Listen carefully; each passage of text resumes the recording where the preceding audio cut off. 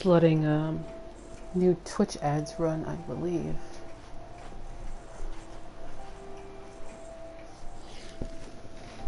All the new weird stuff for Twitch affiliates started.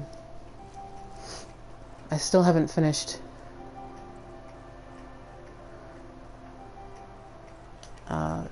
filling out my paperwork, so rip. Where were we? I gotta do a little bit of backtracking.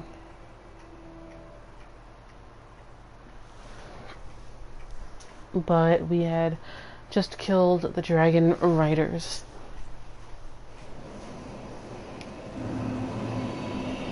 Let's see what else I can buy. Actually,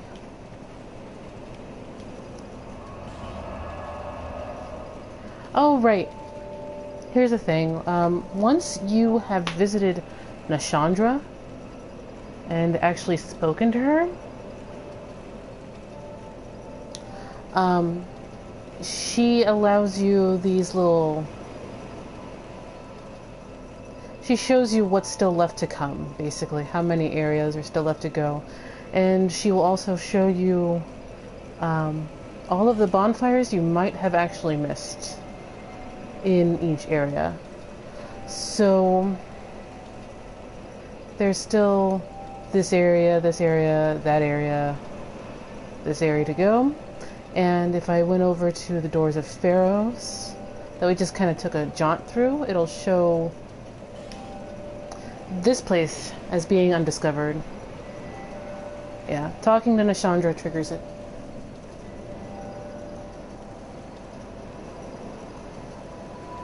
It's as if she gives you the lay of the land to go seek after Vendrick.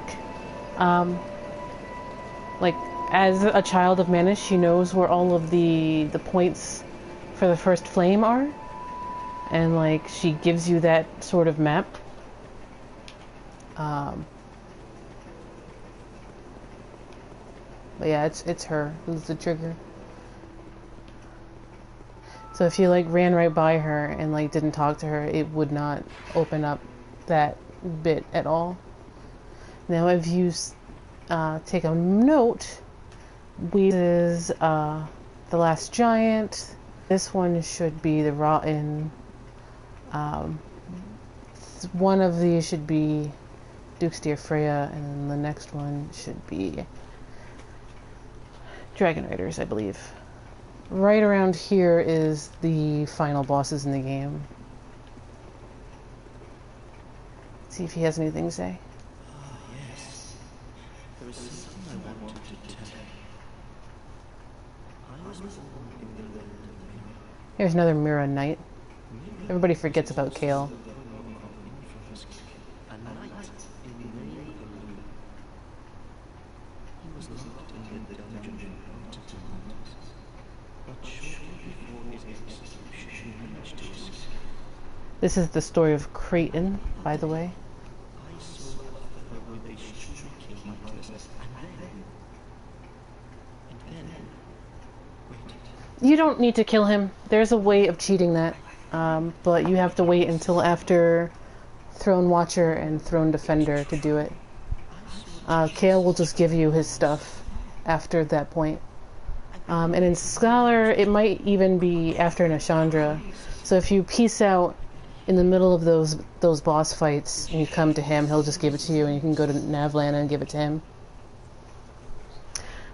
Which means if you want to do it without killing anybody, you're SOL until like after Throne Watcher, Throne Defender. Hey, Reachtastic.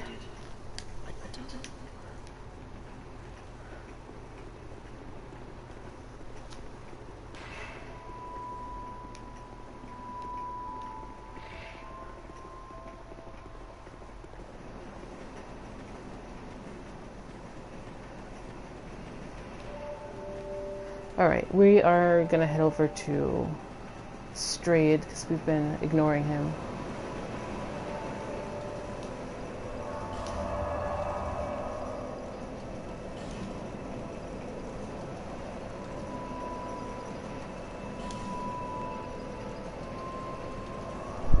Rage-tastic. What's going on?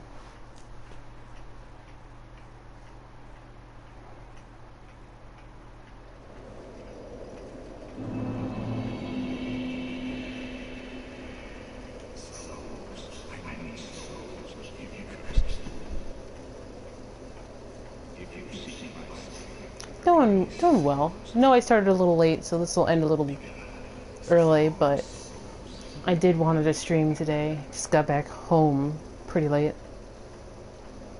So now that we've killed a few Forlorn, we have almost the entire set. We can read it now. Gauntlets of the Forlorn, who wander the land of the undead. Born of Aldia's obsession with the first sin, the Forlorn lost both their corporeal form and a world to call their own. Now they drift into other worlds, ever in search of a home. But without self, one has neither beginning nor end, and so the Forlorn have only to wander. It's my opinion that Aldia was messing with the summoning mechanics and the multi-world stuff, trying to unify the worlds or find a world in which the curse could be contained. And he took a company of knights and he like destroyed their anchor into their original world. All part of Aldia's experimentations. As we've already seen, like Aldia he's linked to the first flame, and like he has no world of his own, but he is still kind of bound to the first flame, which is why he can pop out of a couple of bonfires. Your anchor is your body and the world. It's sort of a sly description of how the world and like being summoned into somebody else's world works. That's the question. How did Aldia do that? How did he force some people to become a permanent phantom without an anchor, just floating through the world? Yeah, I don't have this. I don't have that either, but I don't really need it. I'll take this, though. Anything else, it's a hex.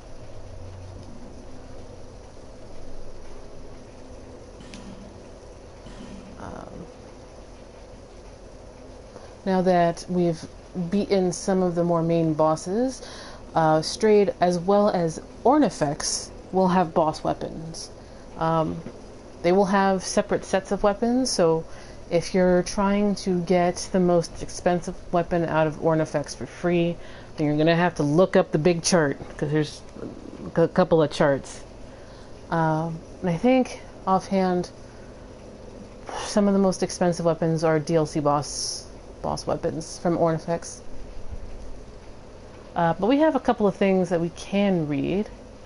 For instance, let's start with this one, because it is in Dark Souls 3, so it doesn't endure.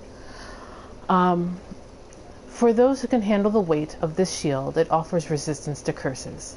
The pursuer hunts down those branded by the curse, as if each undead soul that he claims will atone one of his sins. Yeah. This endures, and it shows up in Dark Souls 3 too. Merely drawing this weapon requires inhuman strength, but each shot has deadly potential, demands great skill of its wielder, and thus served to test the worthiness of those who aspired to join the Dragonriders. Side note, probably the best bow and arrow, especially if you go strength build. If you're doing a strength build, this is your best bow and arrow. Let's see here. Anything else shows up in Dark Souls 3? Don't think so. Okay, so let's start from the top. Mytha's blunt blade. Mytha was the fairest queen in the land until something unhinged her. Was it the poison found deep within the earth, or the passion that consumed her heart? Gilligan suggests it is the passion that consumed her heart. And everything that we do learn about the Old Iron King in his DLC, in that he's a narcissist, there's no room in his heart for either Mitha or the child of Manus who came too late for him. So, the child of Manus who came too late was the embodiment of loneliness, because there was no room in the Old Iron King's heart for her, which coincidentally makes her his perfect match. But we'll get to like that kind of stuff later. Smelter Sword. Its blade bears the strength of terrible flames, a latent power unleashed by a strong attack. The earth spouted fire, and a beast arose from the flames. A short-sighted king was incinerated by the creature in one swing, and his castle devoured in a sea of flames. Pursuer's Ultra Greatsword. Known as the mightiest of the straight swords, it demands great strength and dexterity of its wielder. The Pursuer hunts down those branded by the curse, as if... yeah, we already read that. Warped Sword. This stuff is from Flexile Sentry. One straight, but later twisted to reflect its warped owner. The Sentry crammed inmates of the overflowing Bastille into a rickety ship and cast them out to the open sea. The majority of them drowned or starved, but a few hardy survivors made land to the south and imparted their knowledge of sorcery to the people there. So a long time ago, a Sentry stuck a bunch of people in a ship, and the ones who made it probably founded Malphia. Probably, because that's the only sorcery land that we really know of in Dark Souls 2. Excuse me. So it's probably, these people probably founded Malphia. Same thing there. Last Giant Soul. This weapon resembles a primitive stone tool, but is quite powerful owing to its immense size. King Vendrick disappeared as of the war with the giants reached its ferocious peak, leaving his castle. Some swear that upon hearing the news, the queen's face remained as still as her portrait. She was pissed.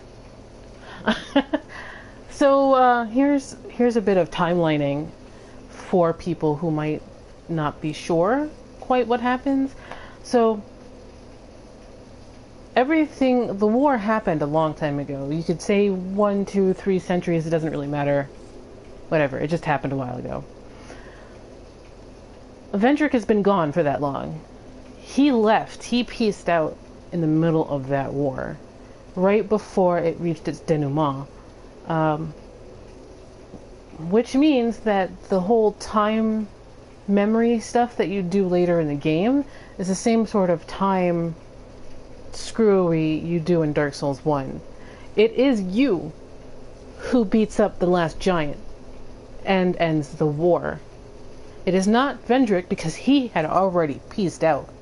It is you, which is probably why Benhart kind of recognizes you, because he goes back in time also.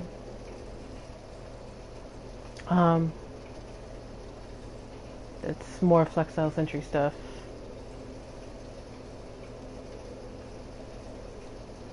Nothing really important there.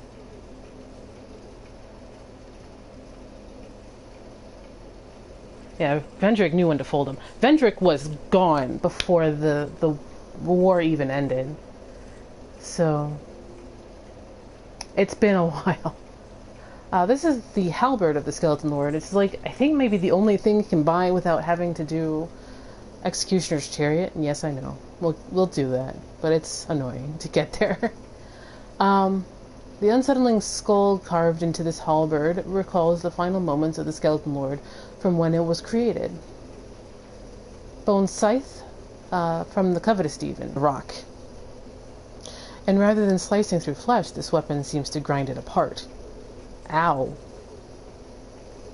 That thing that ended up as a monstrous fiend, what was it to begin with? And why did it never leave the queen? Perhaps it was entranced by some perversion of love. And as we already kind of found out from his soul, this was a guy who was madly in love with the queen, and the queen had no idea and totally friend-zoned him. And the queen was like bathing in poison to retain her beauty so that she could gain the affections of the Iron King, but the Iron King didn't care because he was a narcissist. He only cared about himself. And then the Iron King created a golem in the visage of a chaos demon, and then that chaos demon kicked his butt. Shrug.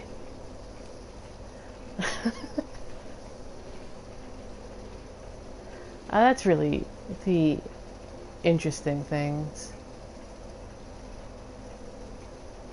Okay, so this one might be interesting, actually. The rank of Dragonrider was preserved for honorable warriors who helped found Drangleic. Together with the king, they crushed its former inhabitants and erected a magnificent kingdom upon their graves. So again, it's Vendrick who conquered this land and then renamed it Drangleic.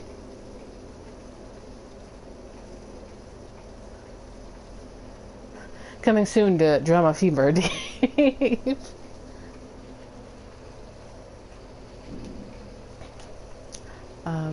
Spells, which is really why I'm here.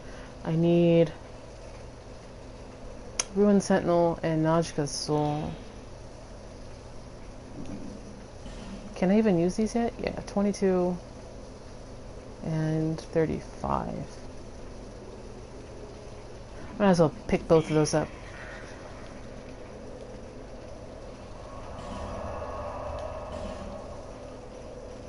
Najka.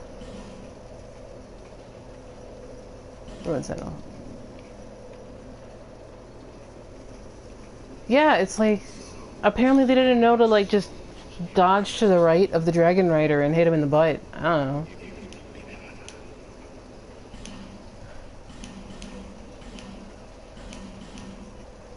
Alright. Yes, yes. Thanks. Okay. Framped. It's fine. Everything's fine. So this is all like stuff, including the DLC. The DLC has their own areas. Let's go to King's Gate, because I know I skipped over something in my rush to get to King's Gate bonfire. So let's go do that, and then we'll move along the critical path. This is the way down to the final boss through that door. So it's kind of funny that you do see the final boss door before you get through the rest of the half of the game.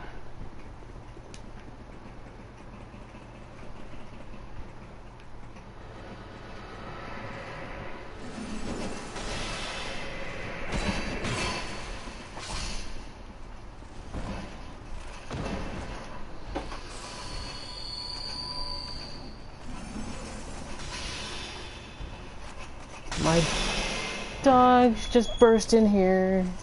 Loki.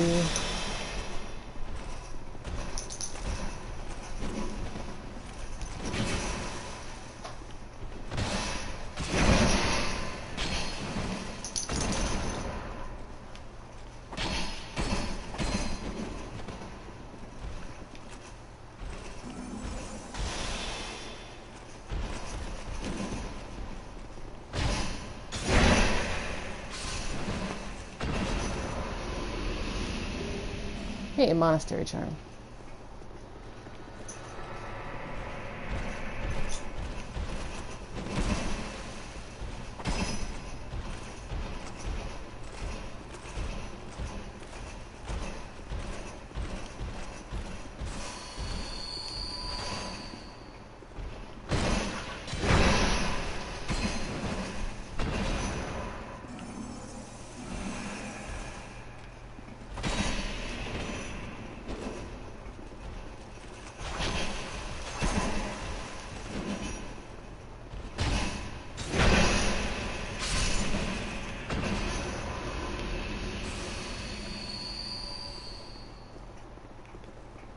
These don't open, by the way.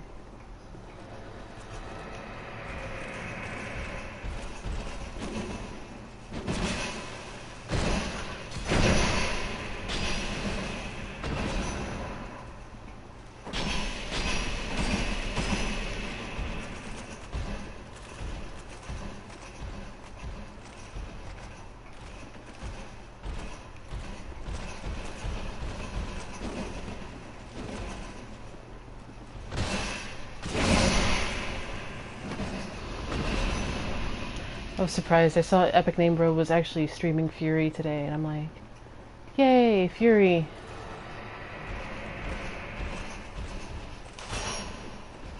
It's a game I really like a lot.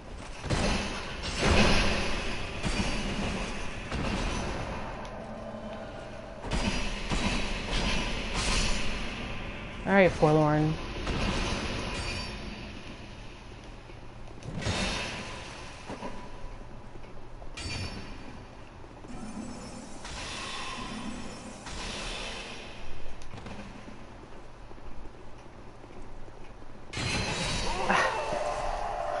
The Scythe Forlorn is the worst.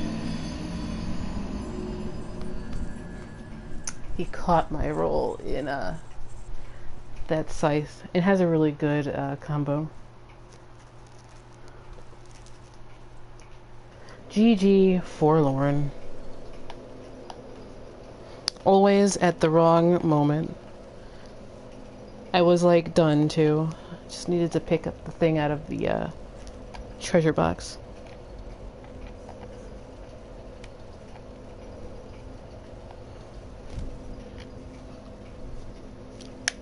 There, okay. Had to plug my controller back in.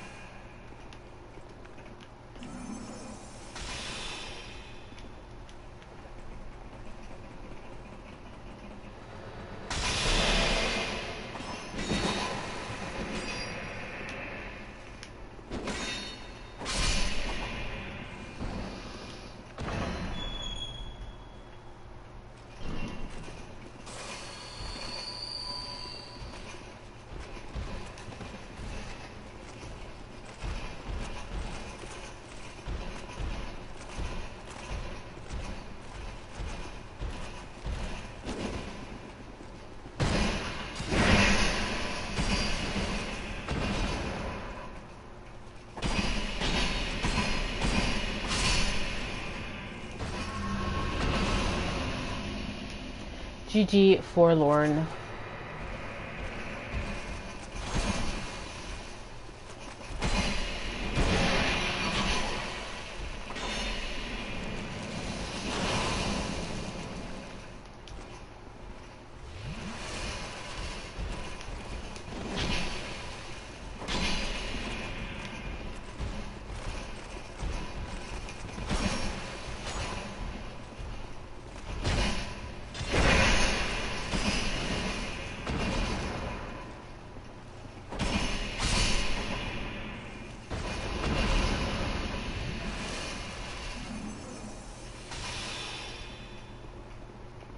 Next.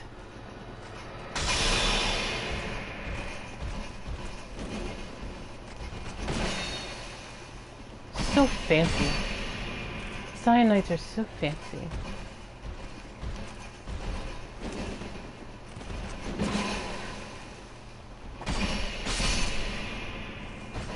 I do wonder if they took their Great Shield emblem from, like, the Warriors of Sunlight or something.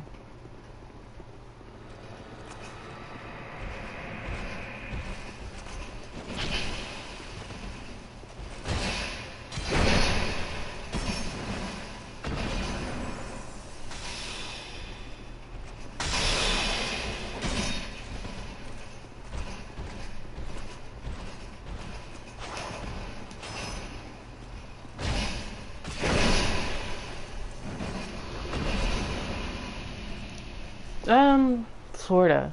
But the Cyanites are just an order dedicated to some guy who got super freaking wrecked in a super way that his ghost basically haunts all versions of the Cyan armor. He got super wrecked super hard. And so all the replica armors that Vendrick had commissioned got second-hand haunted.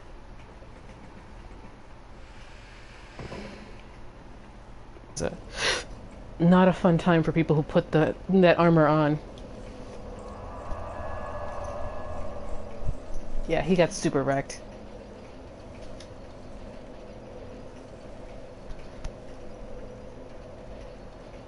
we are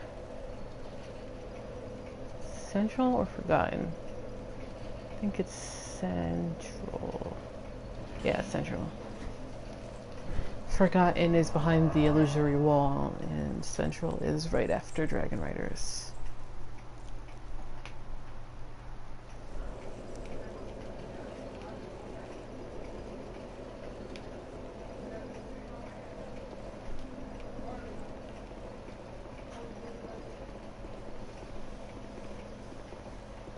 See what's around here.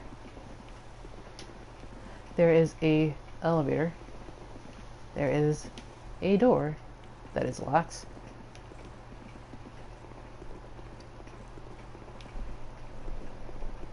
And a puzzle. You need to bring down the elevator.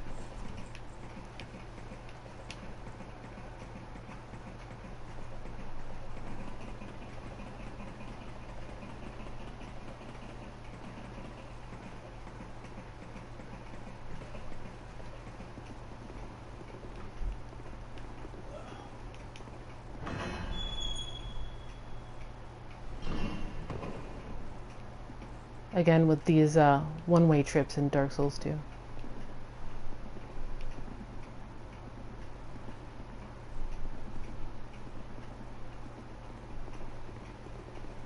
Alright, none of these guys light up. I have to bring them in from the other. Alright, this is the first time you'll see these. But unlike the jerks over in Shaded Woods, you can actually lock onto them. So I can just do that.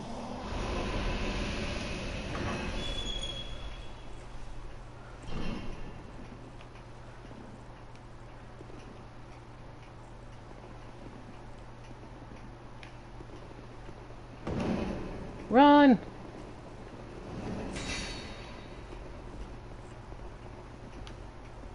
Basically, you gotta drag him over here.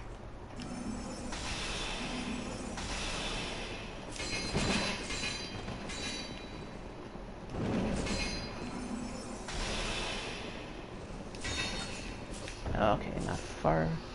Not close enough.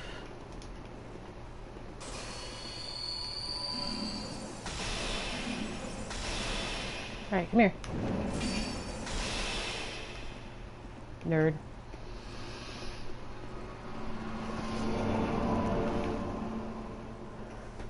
Now, notice that when they light up, they have the same etching as the Titanite demons back in Dark Souls 1. These are golems. They're not the same. I'm not saying that, but it is interesting that they have the same etching. So maybe they're made out of Titanite, and they were made golems a certain way.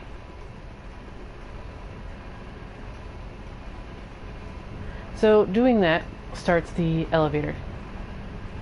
This elevator is part of that whole dynamic loading that Dark Souls 2 does not as well as other games.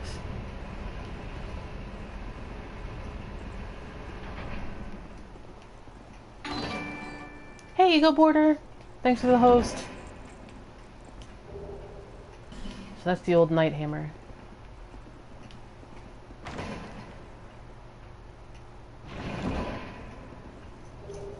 And that's Keith's Chime. And Soul Greatsword, which is going to be pretty useful. Keith's Chime, since that is interesting to look at in retrospect, should be Hizzer? Yeah. Sacred Chime, blessed by Keitha, Goddess of Tears. Hex dedicated catalyst. Cannot be used to cast miracles, which I think is changed in Dark Souls 3. Even my miracle build doesn't use Keitha's Chime, so I'm not sure. Keitha, the Goddess of Tears, is known as a compassionate being that is with us in times of tragedy, but some believe that she is a demoness that guides us towards misfortune. This seems to suggest that she is that demoness because this can't be used to cast miracles, it's only for hexes. Which is interesting, because I think that gets changed a bit in Dark 3. I'd have to check.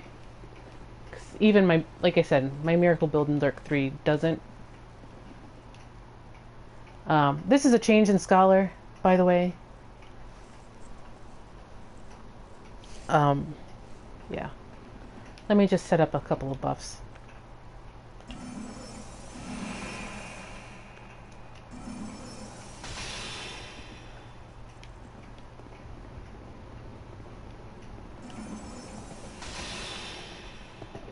Yeah, you're gonna fight this thing one way or another in Scholar.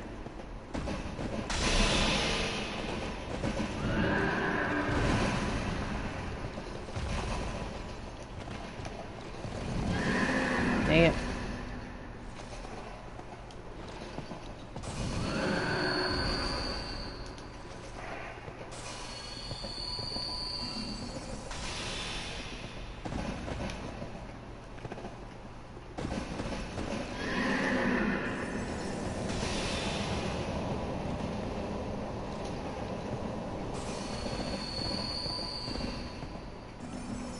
Yeah, it would be a decent place for the DLCs.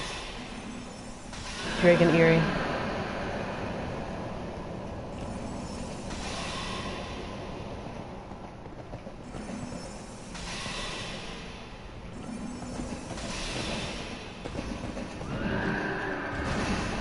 Run!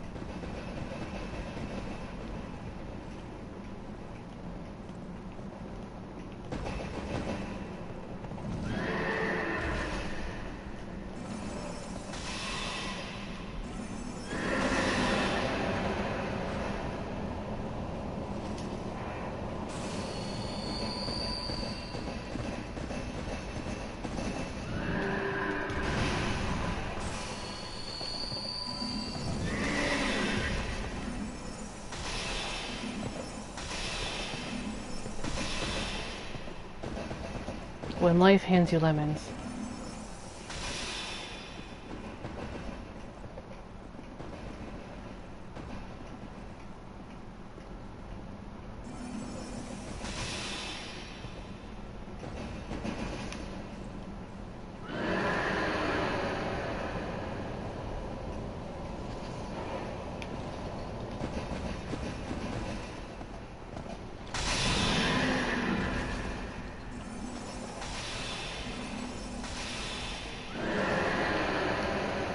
Run! Oh god, why?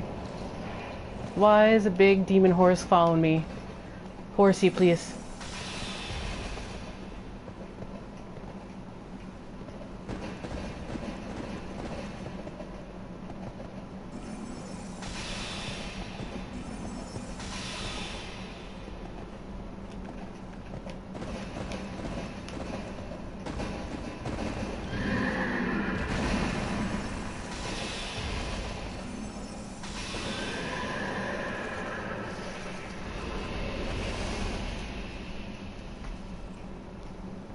Dragon Eerie is pretty good place to like just pause and like go and do the DLCs, especially Shulva maybe.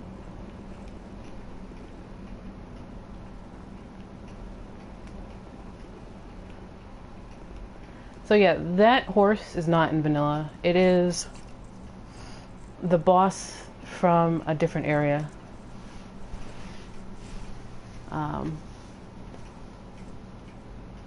As a boss, it doesn't have the pillars for you to hide behind. We haven't actually met that boss yet because it's optional.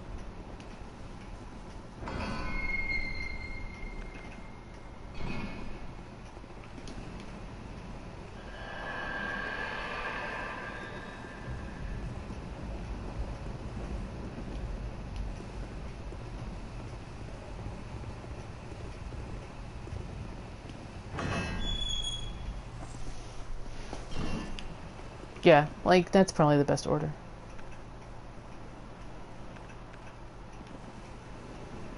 Trying to be careful because I know there's a couple of desert sorcerers in there. Yeah, there's at least one. And there's the other one. Like, they will surprise you.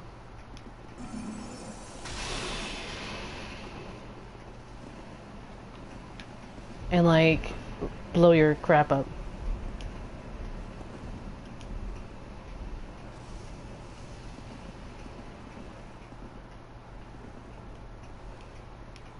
No, I want this one.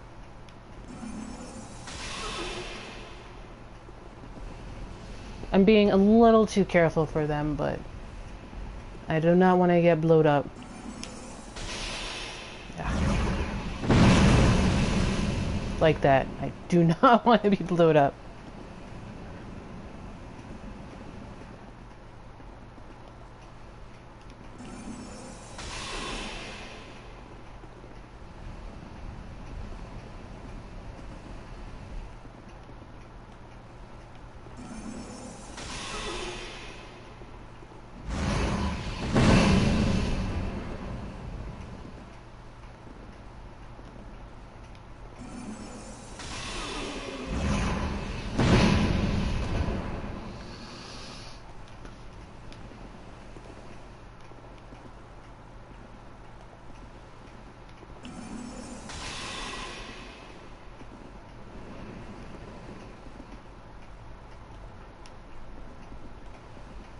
If I was in melee, I could just rush her. But, she's definitely not as strong as Zoe is, I'll tell you that. Zoe does not have time for your crap in melee.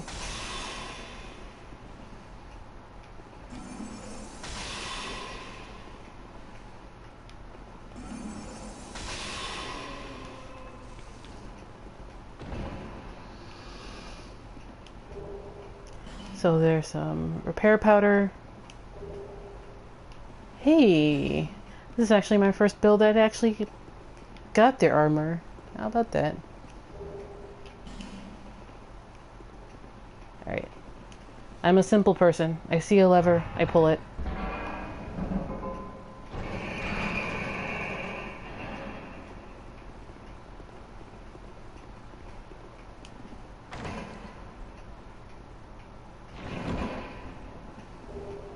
And you get an Estus Flask shard for your trouble. Which is the whole reason why you would come through this way and not just homeward bone after opening the elevator.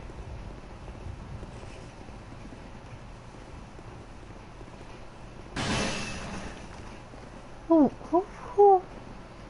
was that? So rude.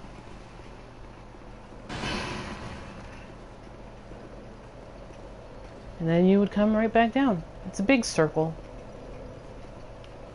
The only thing I'm missing is fighting a bunch of the old armored dudes and a couple, like a mimic or two, but like they don't really carry very much of anything. So let's read. Let me make sure there's nothing new on the bits of armor we picked up. So we got their skirts. Yeah, it's not different at all. But the thing here is that they are from Jugo. They are one of the major lands that most, like a good portion of the NPCs come from. It's Jugo, Vol'gin, Melfia, and Mira, which are the lands in and around. But we've got a whole bunch of souls, so let's go back to and have a pit stop.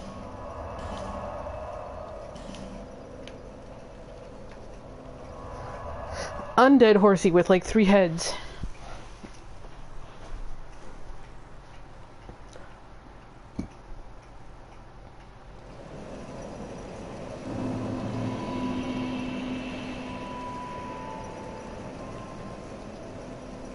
What do I want to do? I want to buy a level and then... Oh, right, yeah. Let's upgrade the Estislash Shard.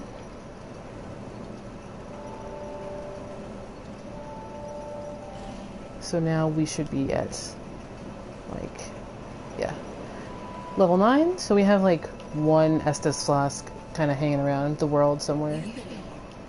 Let's see if she's got any chunks yet. Nope.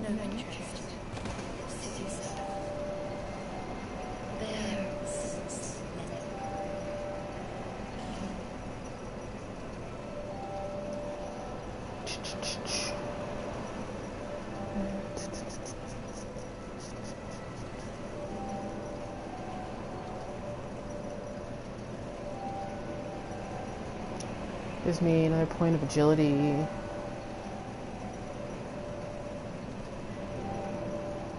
Two more points on the sorcery.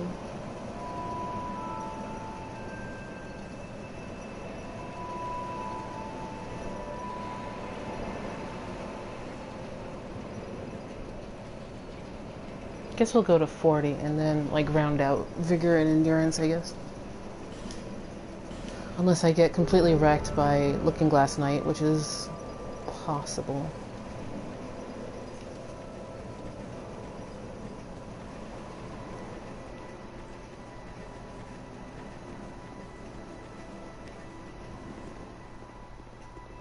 I'm glad to see you safe.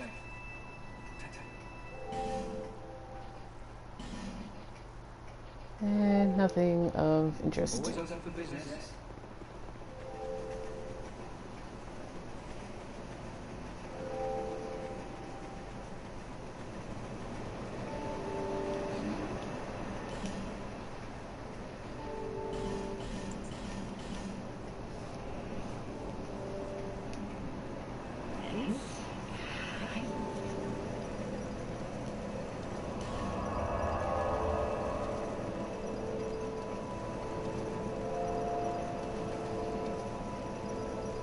Still need like 2 more points for that.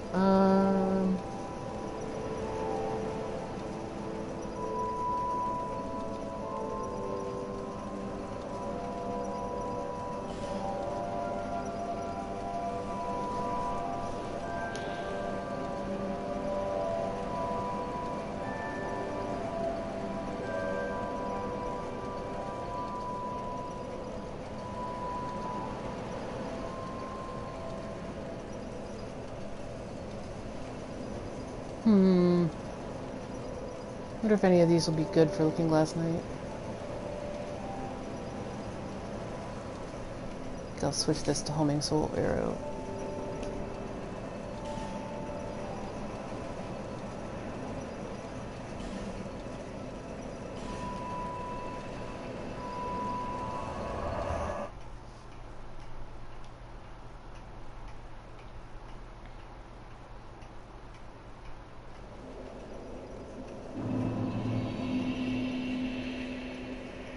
So now that we have the elevator on, we can now deal with it.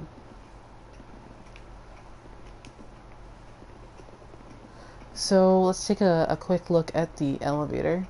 Very similar to what you would see in Lothric, actually, but this is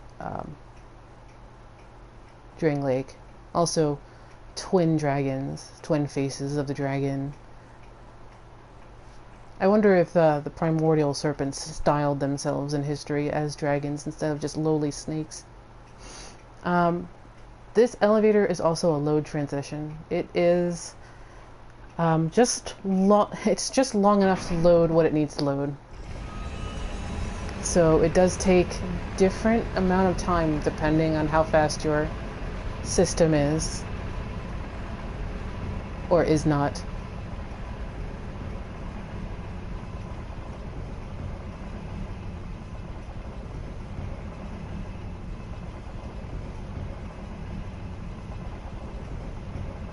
This is why you can't point your camera up top, because it has to repeat these tiles until it loads.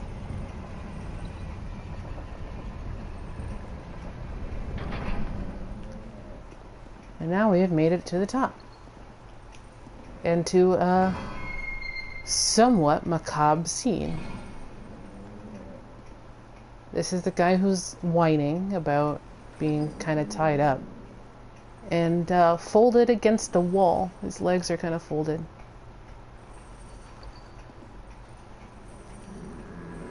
No key to the embedded in inventory.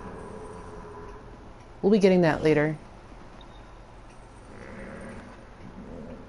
Examining this guy will give you the clue that you just kind of have to remember.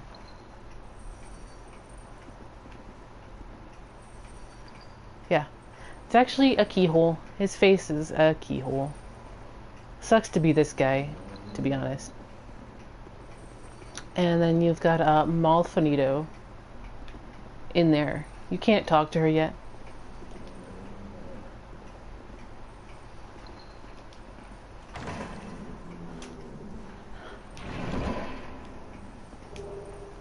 So you get strong magic shield.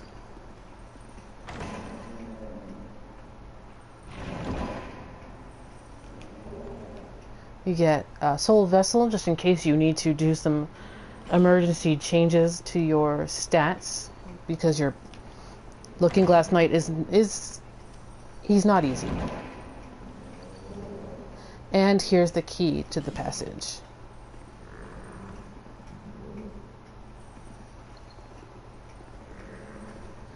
It feels like it's supposed to be a sunny day out here.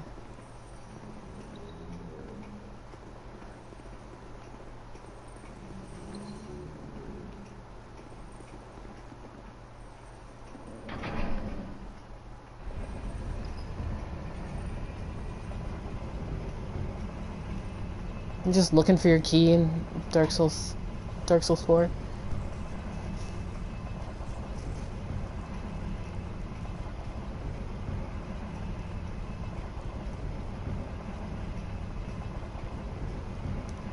This whole thing, it might be Vendrick's doing, because he made it very difficult for his wife to catch after him.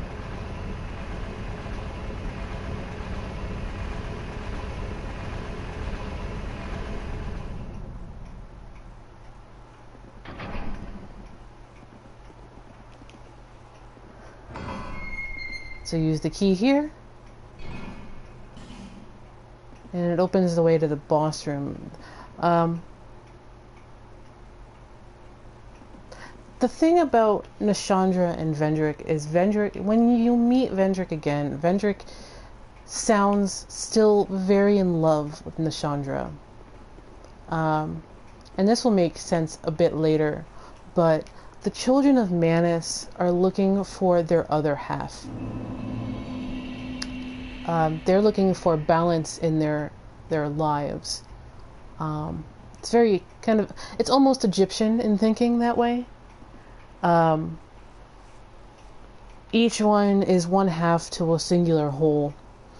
And Nashandra, like, they will say that they're looking for the soul of a king, and that's part of it. But each child of Manus finds their better half in literal and figurative ways.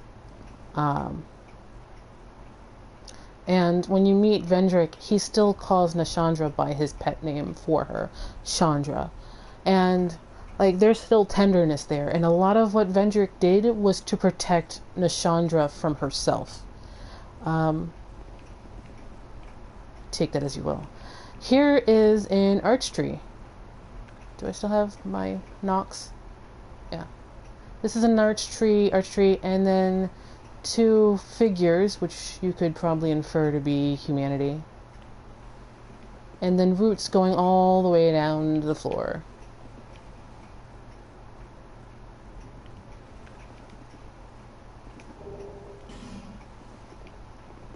Yeah. It rubs a lot of people the wrong way. I'm not critiquing it or criticizing it at all. I'm just explaining what I think is going on there. I don't know how much I like it, though. Again, there's this gimmick. And when you load in here, it's like a church. And you've got a lightning storm. I waited too long, though. I made them mad. So mad. Super duper mad. Unless you're going to summon, it's really not worth killing them all. Yeah. I'm gonna have to pop an ember? No, not pop an ember. Pop a humanity. Yeah, blue lightning. Magic lightning, I guess. Yeah, I'm out of hair, which means time to pop a humanity.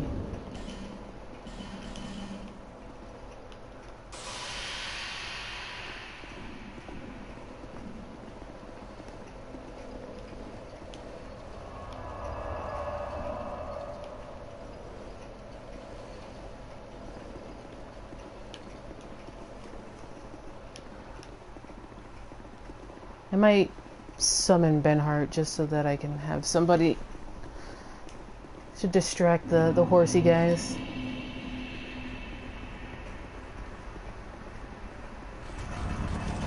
I think the Mirror Knight's actually related to, nope, not that one. That's the Ashen one for this lifetime.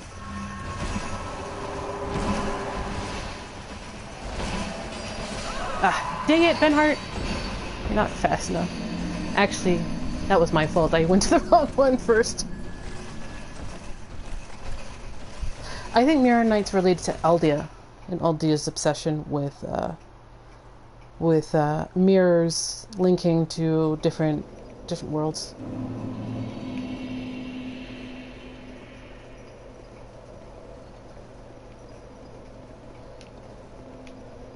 Alright, it's this way.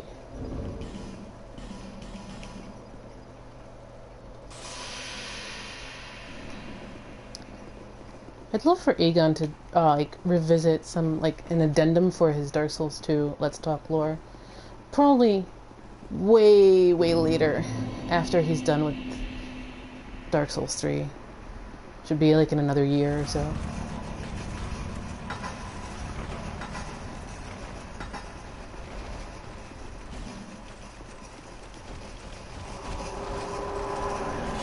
Okay, I'm in.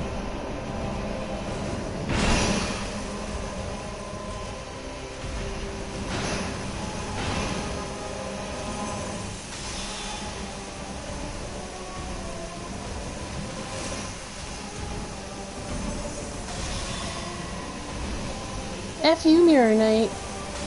Nerd.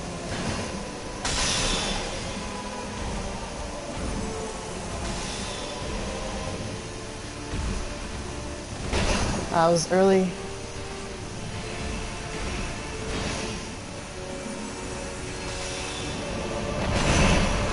Dang it.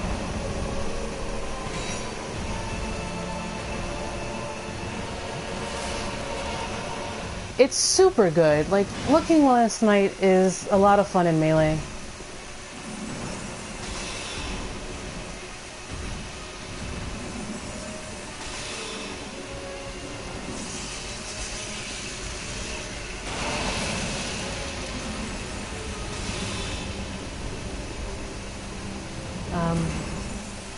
But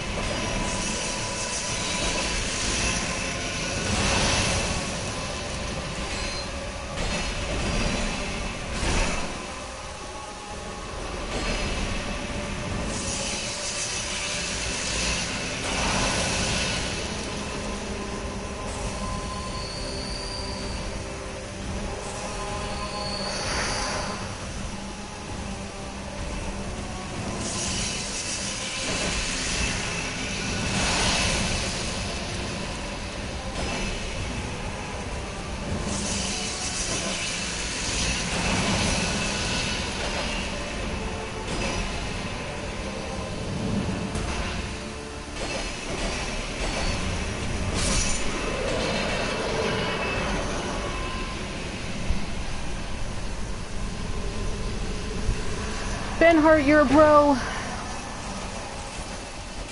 And since I am not doing his quest,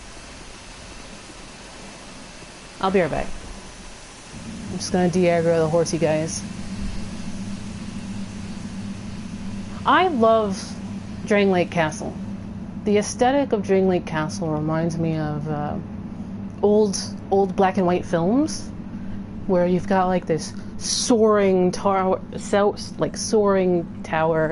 like piercing this like lightning and rainy sky. It's so cool. Yeah, I was just about to mention that. Like looking last night has a lot of kind of Christian aesthetics attached onto him.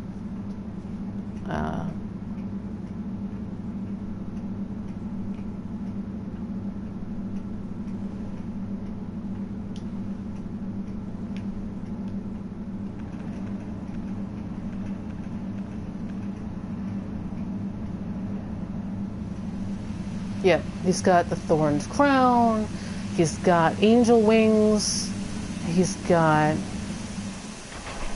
We'll take a look at it, because I think Moglin now has his armor. There's a couple of things I wanted to pick up here.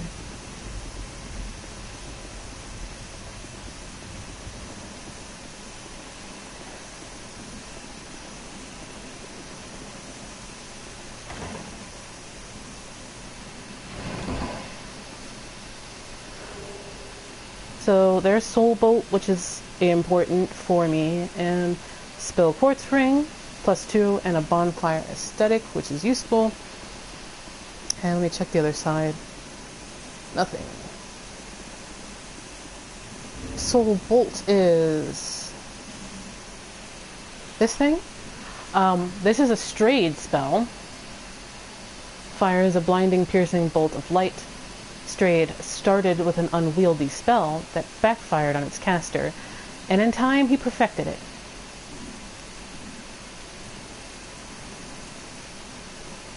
Yeah, and I think that is a symbol of something. I'm gonna pop the next bonfire and go look at the Looking Glass Knight. Looking Glass Knight is one of the major bosses. He is a wall for a lot of people if you try and do him solo. Benhart, as you see, can basically tank him once he grabs aggro.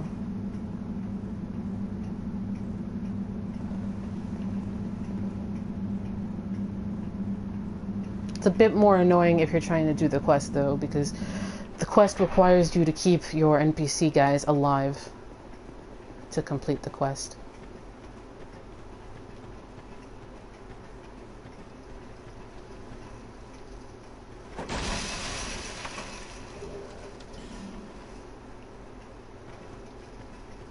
So this is the infamous Shrine of Amana. By the way, notice how this load transition also doesn't make nearly the sense. Oh, it also just doesn't make any sense. But it's not as like in your face as the load screen transition for Iron Keep, because it was rainy and now it is not.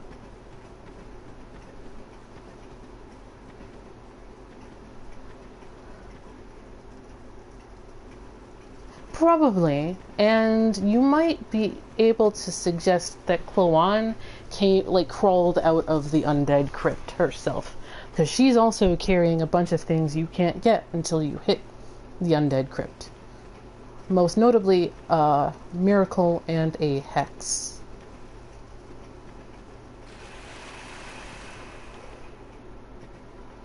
Somebody's calling this a butthole, of course.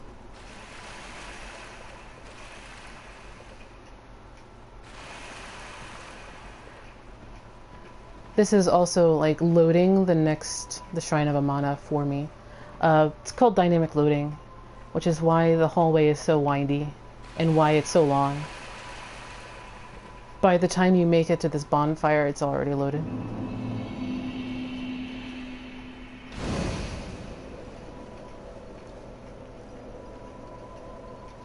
I don't know. I haven't actually attacked her.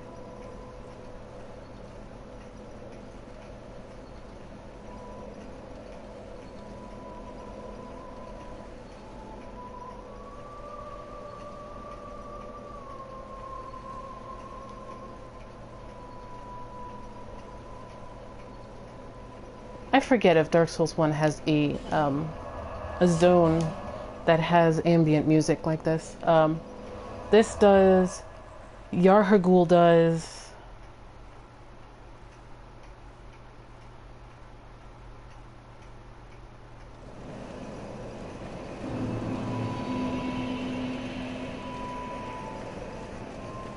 Yeah.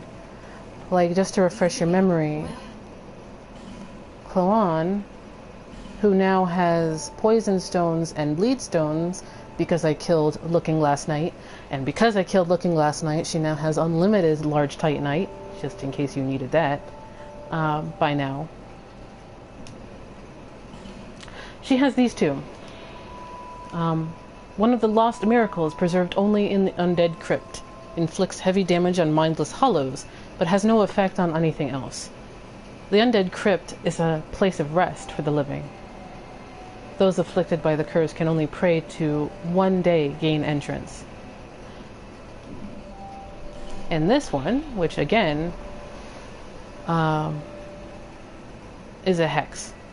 So why in the world would she have soul appease? By the way, FromSoft will straight up tell you where your weapons need to be when merchants start carrying unlimited number of these things. Basically, they're saying if you do not have a +6 by now, you better get on that.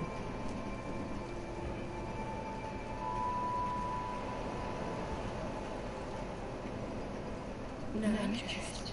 I'll have to look it up. I don't want to kill her because I need chunks, actually. I really desperately need chunks. But, it's something to think about. I don't know if you guys have, like, ever attacked her or anything.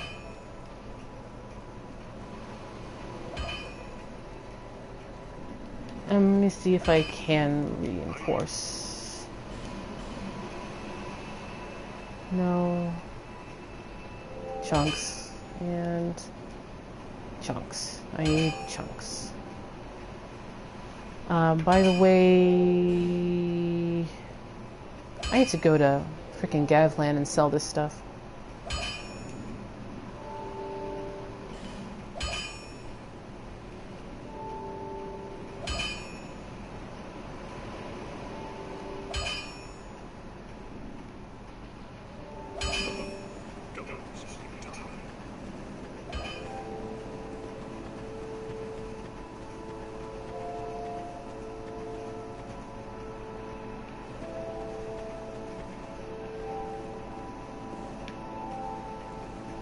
I think that's really true of, like, a lot of the NPCs in 2. Especially as soon as you cross the Shrine of Winter. As soon as you cross the Shrine of Winter, the only NPCs of any real note is Benhart and Lucatiel. The rest of them just immediately stop mattering. Like, who the hell cares about Gerhelion at this point in time? I need chunks, yeah, but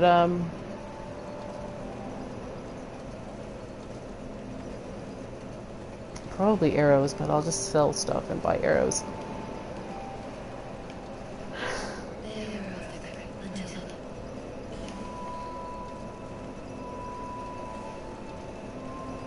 Yeah, like Captain Drummond is important during the memory stuff, but like, yeah. It's kind of palpable how much, like, people just don't matter after, like, Shrine of Winter, maybe.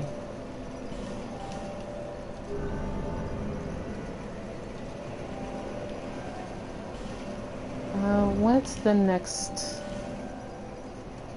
12,877? That's silly. Where's the soul thing?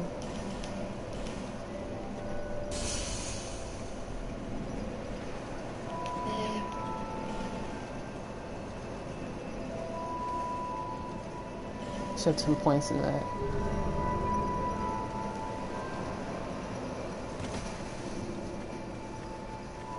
Alright, let's go look at... because Looking Glass's armor should be with Moglin now.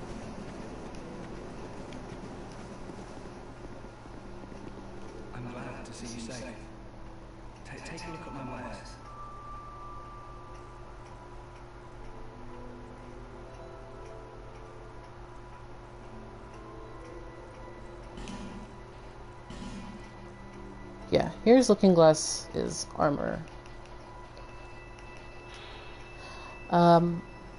Mask worn by the Looking Glass Knight, made of metal, but has high lightning defense. Those who wish to serve the king as loyal warriors must take the king's passage and face the Looking Glass Knight. Those who fail the test are sacrificed by the merciless specular monstrosity. So it suggests that everything that comes out of his mirror are warriors who failed against Looking Glass Knight.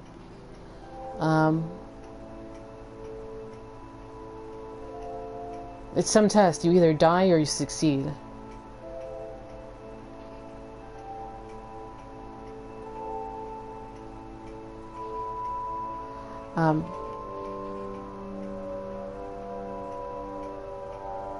Super high lightning defense, which is...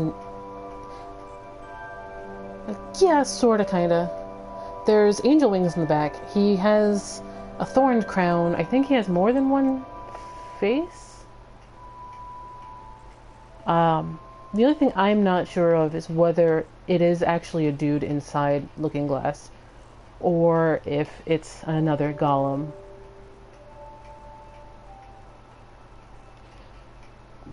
Yeah, and his mirror is with somebody else, I think. It's with Ornifex? Always open for business.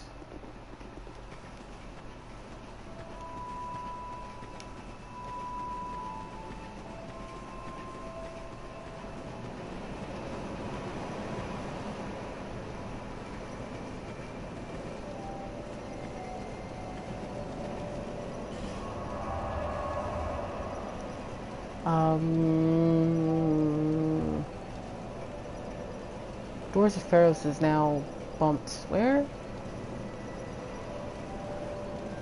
Oh, it's over here. Gotta sell some things, grab some arrows, and then we'll start trudging through Amana. I think Lud and Zalin are okay. It's everything around Lud and Zalin that isn't okay. Like, that run back is stupid.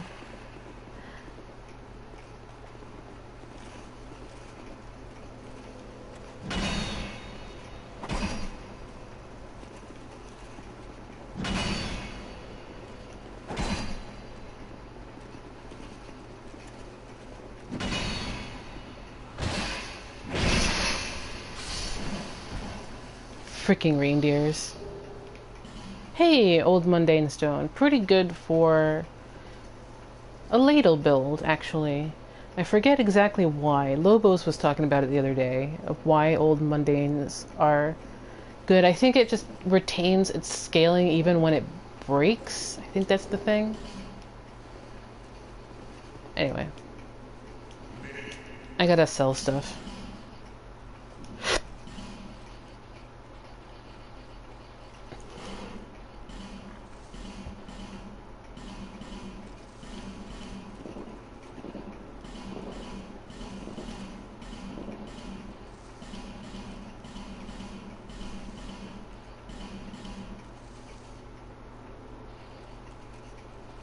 Yeah, I got the hood, the pants, and that, but not the top.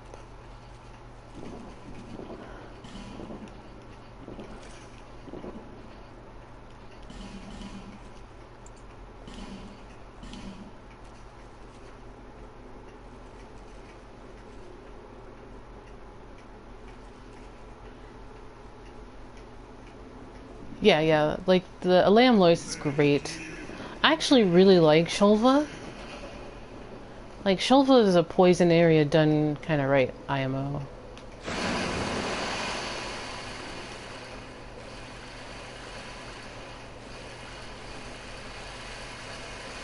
Don't really care about the Dark Souls. I mean, not the Dark Souls, the Demon Souls cosplayers though. But you take some, you win some, you lose some. Broom Tower is great too.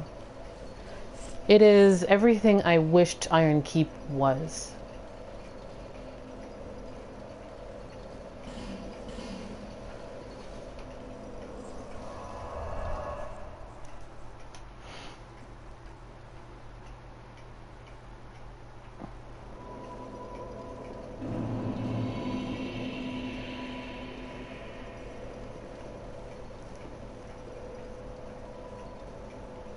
Yeah, you'll, like, if you're a Demon Souls nerd, you'll catch shit right away.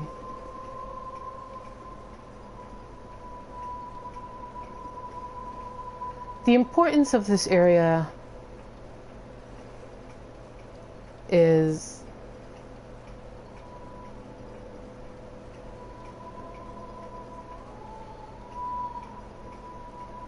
understated. Like, FromSoft likes to put in ambient music in super important locations, and there's usually only one per game. Amana here, Yarhagul. Does Dark Souls 3 have one? I forget if Dark Souls 3 has one.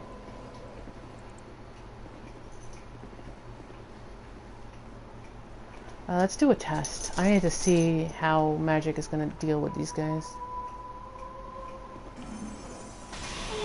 Yeah, 239.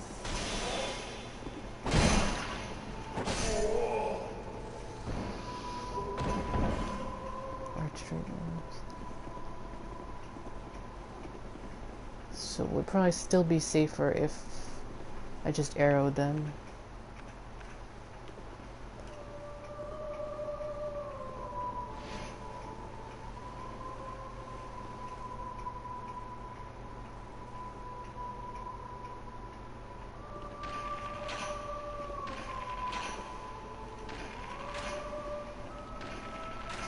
Wow, their bleed resistance sucks.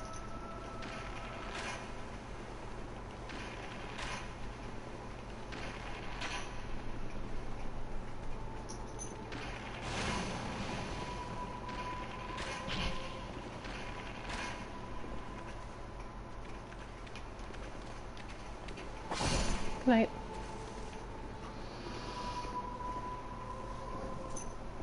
I did that because, they could break this, and that would be really mean.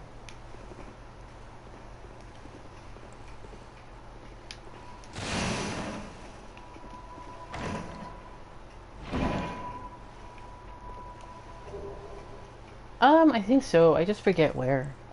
I think Wellager picks him up after a trigger. When in doubt, it's probably Wellager who has it. Wellager is like the best arrow like salesman in the game for the most part.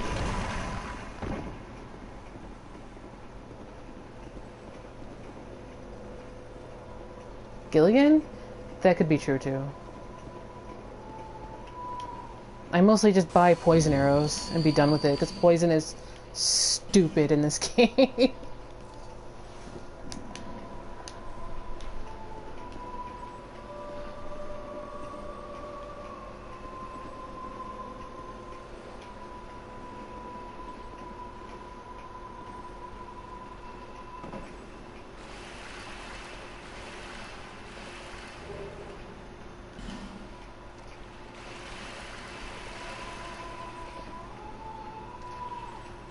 Okay, so remember the opening artsy cinematics?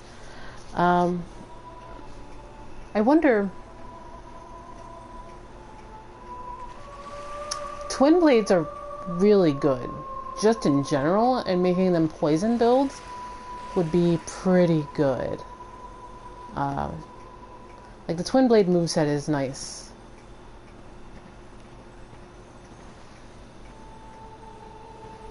Now, I wonder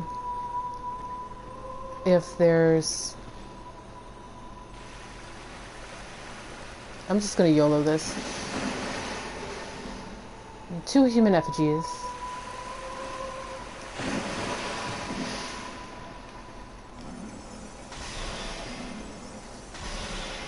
Okay, I don't need to do that. You're not active.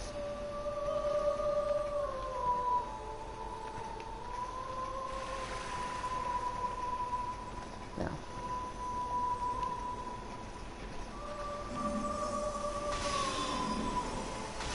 See how you like it, nerd.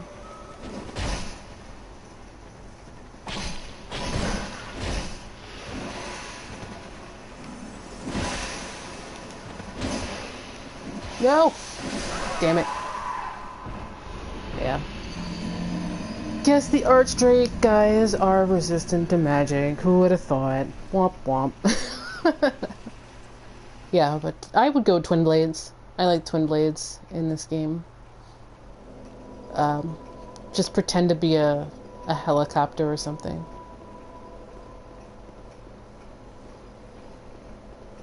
Twin Blades in this game are not the same as Twin Blades in Dark Souls 3. They're like, it's a big long staff with blade on either end. There's actually a really good Twin Blade in this area.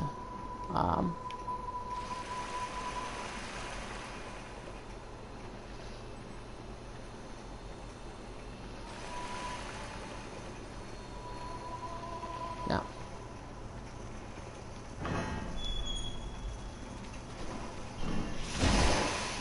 Would you quiet down?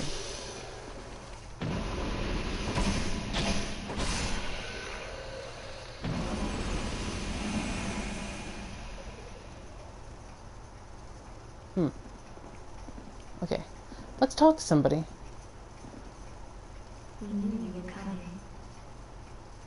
And stop singing.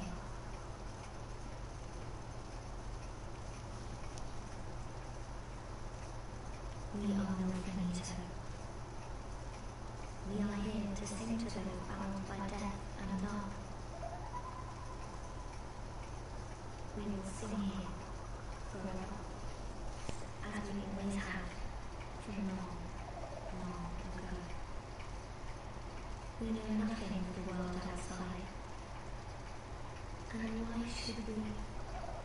For we will never leave. Do you seek King Vendrick?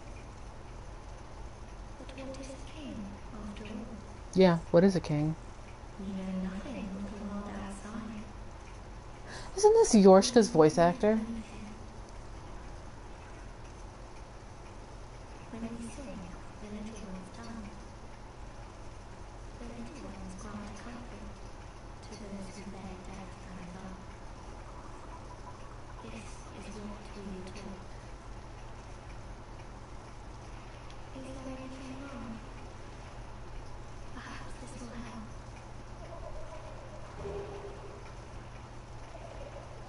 This is all that we can do.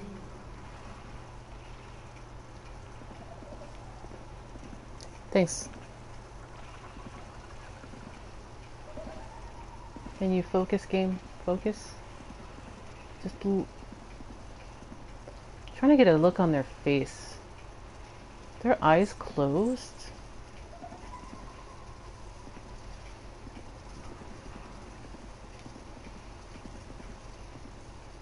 Or do they not have pupils?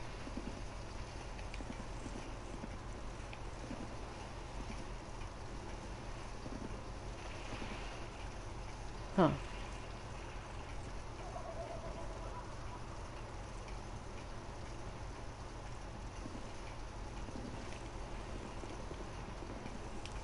So, Milfanito, one of those great mysteries of Dark Souls 2. Partially because I guess they ran out of time about the Finitos. And I don't live in a barn, always close the door behind you.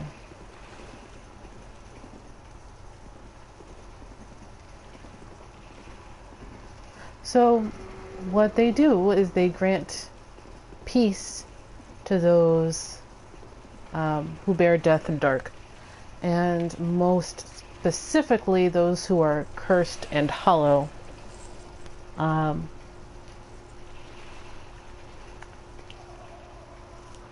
And apparently they're connected to Nito. If you get their dress, it'll like tell you that they get it from the old dead one or something.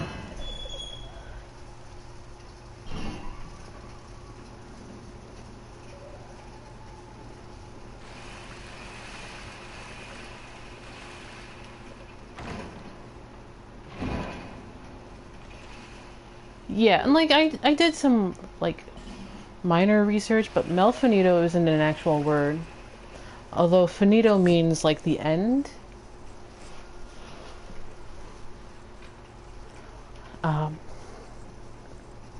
Especially in Italian.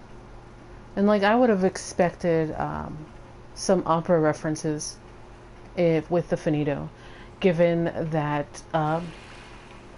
Miyazaki kind of likes opera. He's a big fan. Like, he name checks Leo Ornstein as just a reference.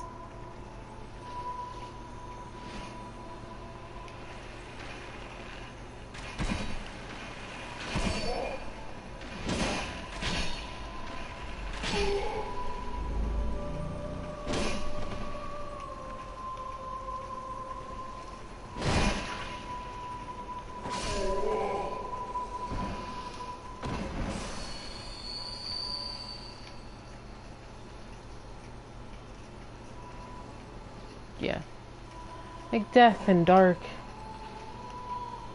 And like the little ones are fireflies, which are, at least if you're familiar with things like Hotaru no Haka or Grave of the Fireflies, and stuff like that, have a very special place because of how fleeting their lives are. Side note, a real firefly's substance that makes the light is called Luciferase.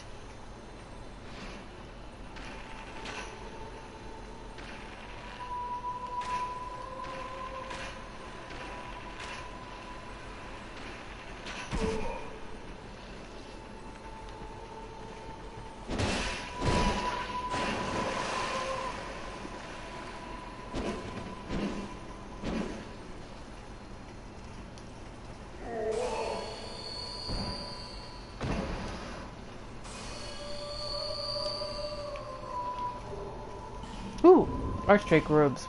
Let's read that.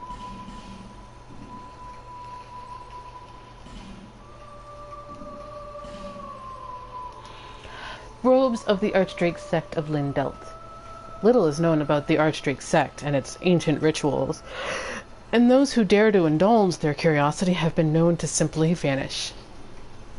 The Archdrake sect are the keepers of Lindelt's histories, including the only record of its foundation, a tome that they have good reason to keep hidden away.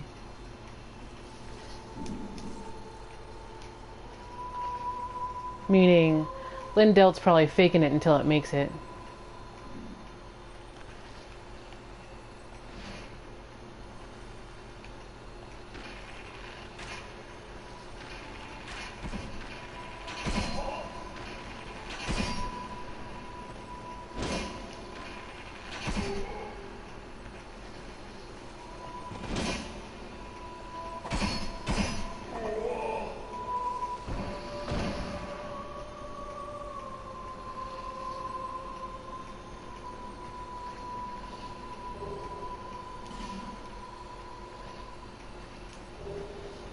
And so, what does the Archdrake sect, probably the more important bit is, what does the Archdrake sect have to do with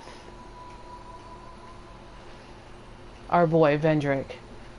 Side note, you can't even see Drangleic Castle from here, and it should be like right above us. Like, you should be able to see the battlements like right there, but you can't see it.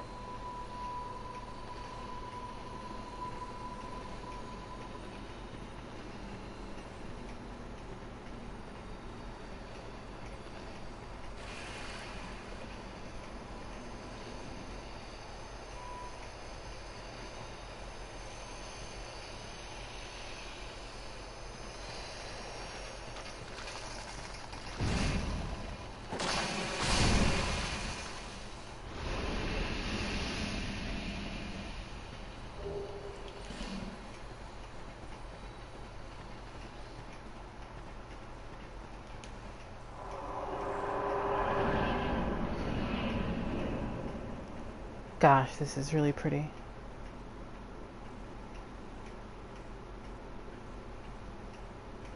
Shrine of Amana is not just a holy place, it's basically in the basement of Drangleic Castle, where on the other half of the basement is a portal into the abyss.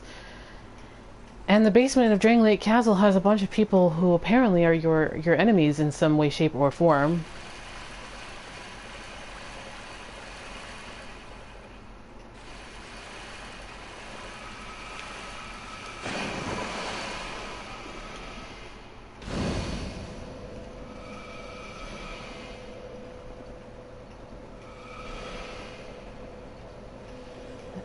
when you start like paying attention to things, you can realize how fast things just start not really adding up.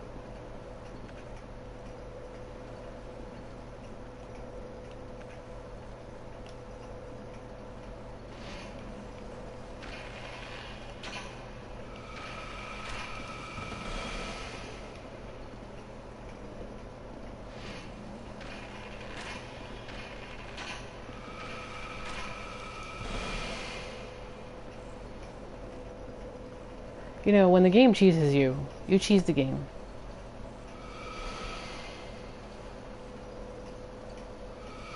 I like the questions, though. I like asking the questions and coming up with hypothetical answers. Just as long as nobody gets too attached to, like, their pet answers.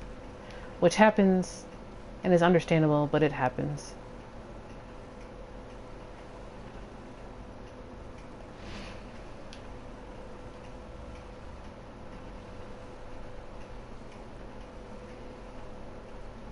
Well, like I said, the hallway leading up to Looking Glass Night has an arch tree carved into it with humanity at the bottom. Oh, there it is.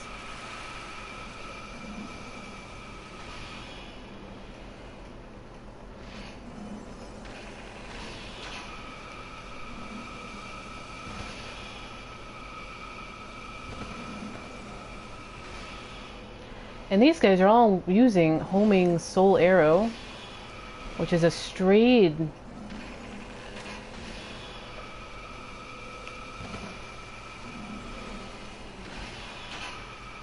It's a Straid like spell. And we found Soul Bolt again right after Looking Glass, which is also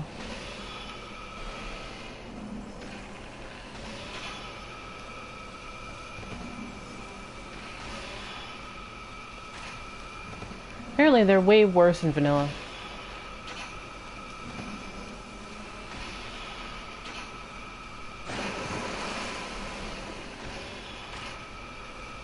There.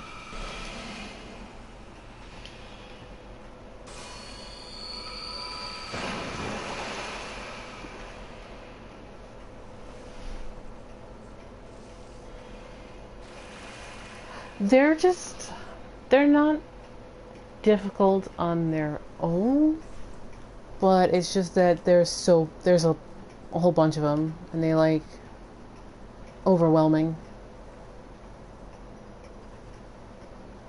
Let's go this way to avoid what's his face over there.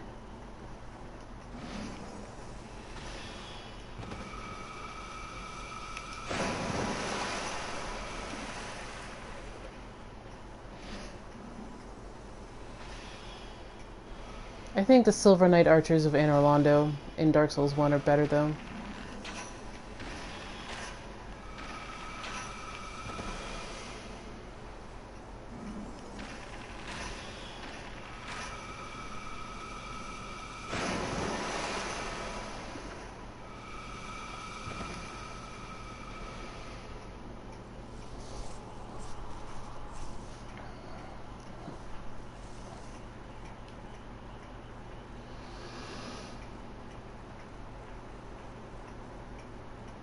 Yeah, they're just rude AF.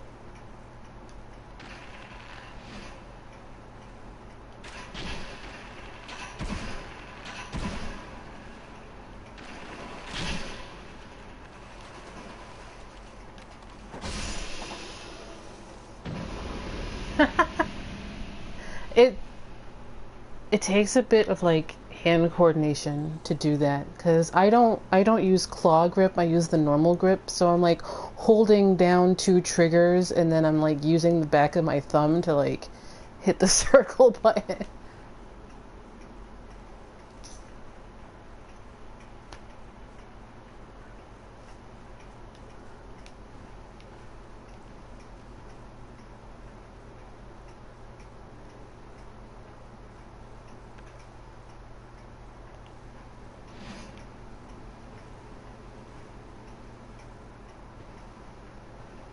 Yeah, it's a maiden. I don't... Can I hit her from here? I think I'm overshooting.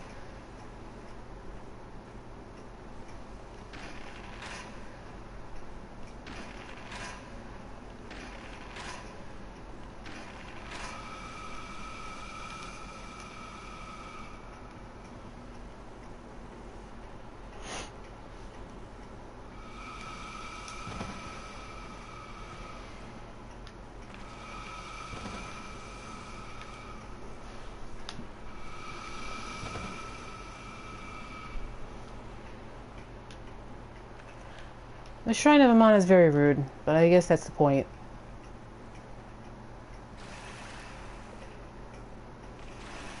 If you need help to see the floor, pull out a torch.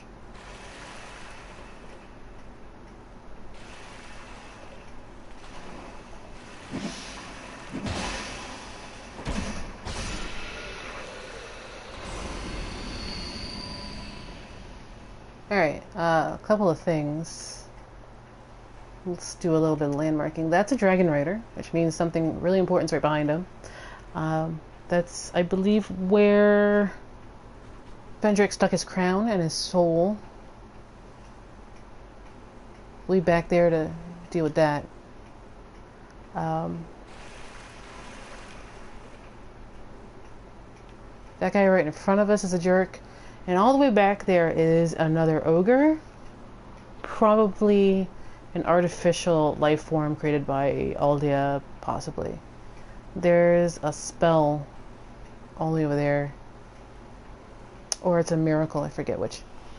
I know I had to do that once for my platinum characters. Critical path is straight that way.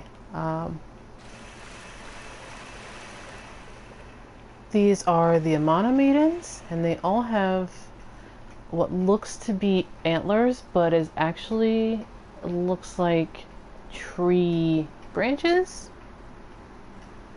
It's like they're trying to channel dusk, but kind of miss the point.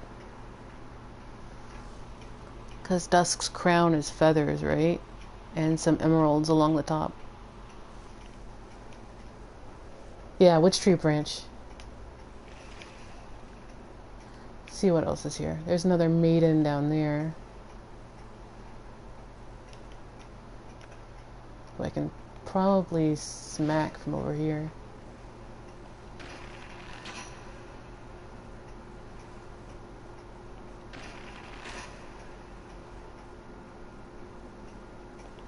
Yeah, maybe too far.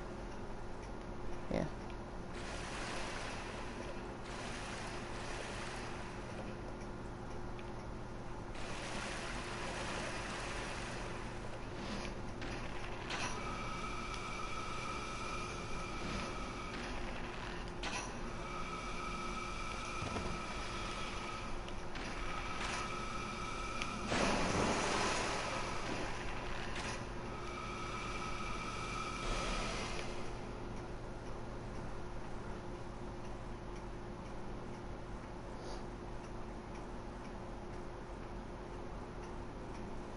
Yeah, it's kind of weird because like they don't have like armor you can pick up, right? The Shrine of Amana Maidens.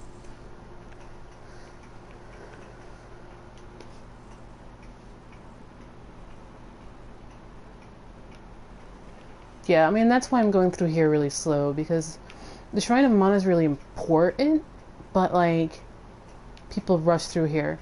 By the way, this pillar is the same pillar from the Shrine of Winter, and I think something very similar for Darth Gronhall. Yeah, I would have loved their set. Their set is pretty nice. Loved having their set for this build.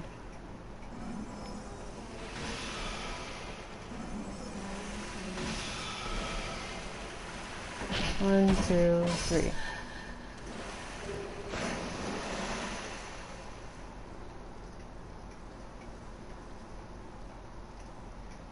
Yeah, let's get another quick look. Yeah, branches. A back veil edged in gold, which might be a callback or an echo of the Witches of Izalith, who had gold hemmed robes too. And their catalyst is over here. Looks to be tipped in a bit of crystal.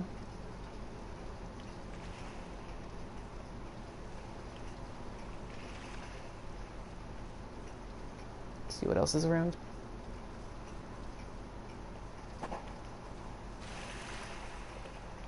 That all the way over there is our destination. There's a bonfire right behind there, but to get there you have to go through like 4 Archdrake guys and an invasion right where the arches are.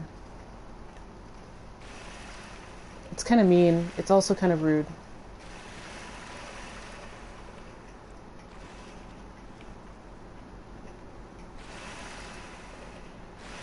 I keep pointing my camera down just to check my footing.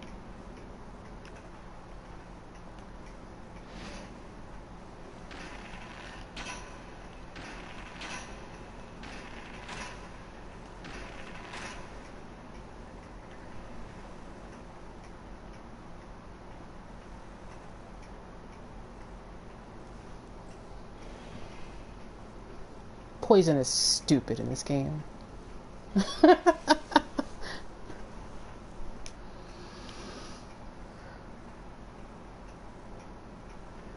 Four arrows pretty much will stick poison on anything in DS2. I wonder if poison being so dumb is why it's so hard to stick anything with poison in Dark Souls 3.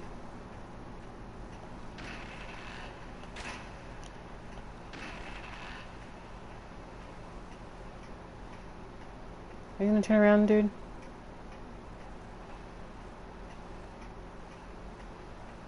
Alright, I'm gonna wait for... see if I can't smack him over here.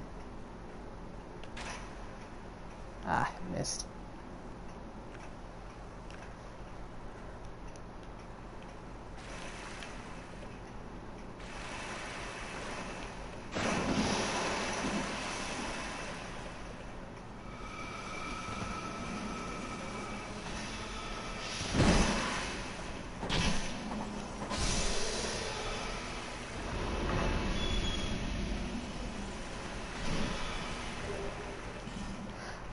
If you need human effigies, Shrine of Amana is where you're going to be you're farming them.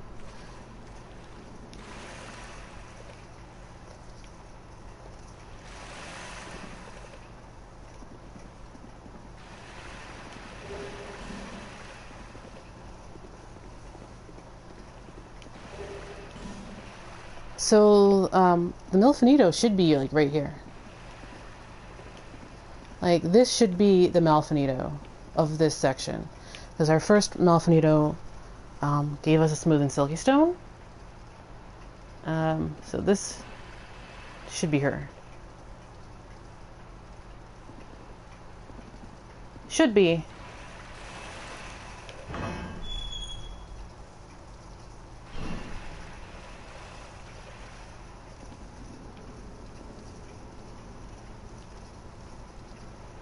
This section's one. There are 3, and then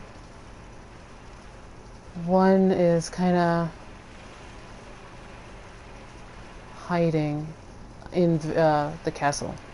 It's hard to say whether she was taken to the castle or kidnapped to the castle.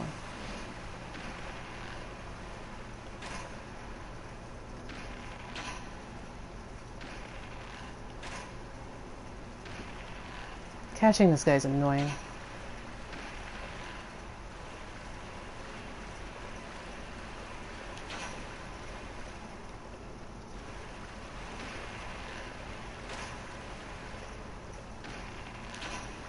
Why do you walk so fast, dude?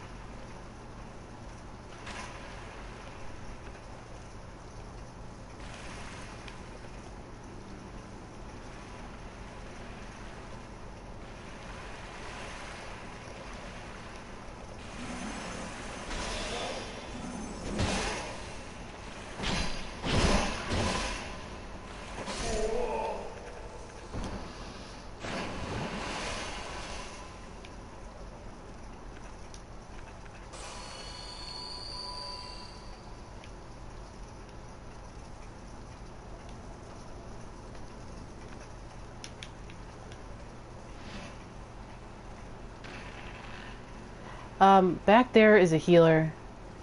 That's an Archdrake. That's an Archdrake. Yeah.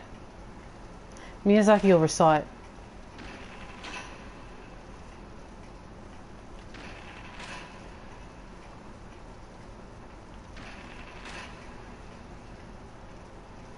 But a video game isn't the work of one person.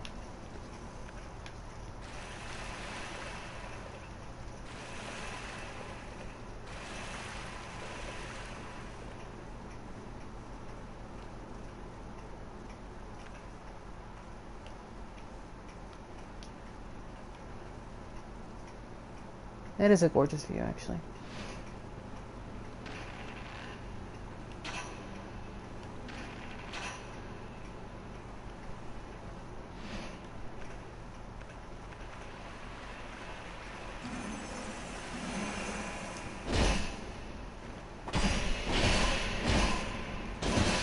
Come on.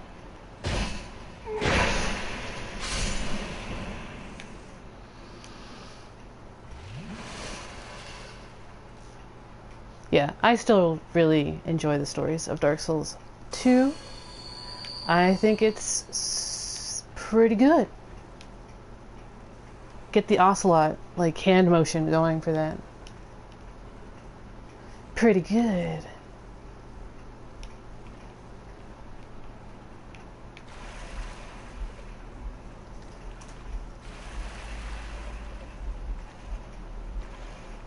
And I think that is, there was a really good video that Extra Credits put out maybe a month or two ago.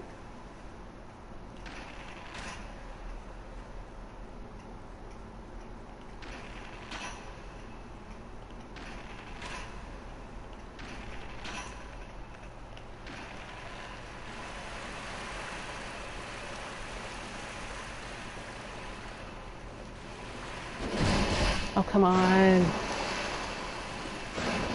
Oh, come on. I'm dead. Ah, damn it.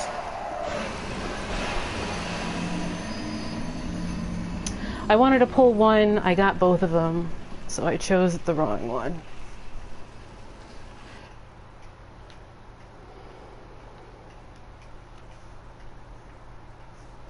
I wanted to thin it out so I can run into the gate. Oh well.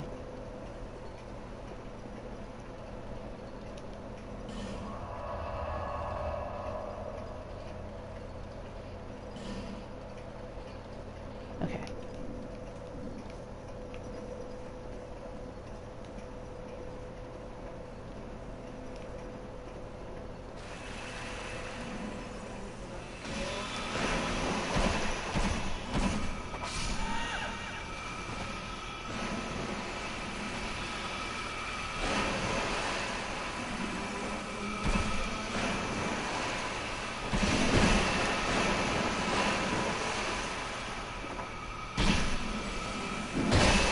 Aw, the bleeding. I didn't pay attention to that at all. Whoops. That's what happens when you try and rush it. That's why Amana takes so long. Whenever I think about doing a no bonfire run, I remember how long it takes to get through Amana. And I'm like, no, dude, I'm okay.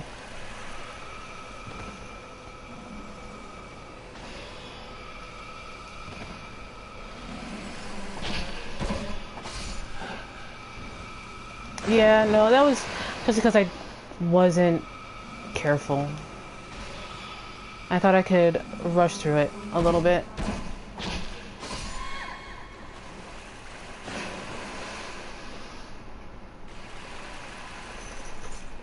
And so I left that one alive.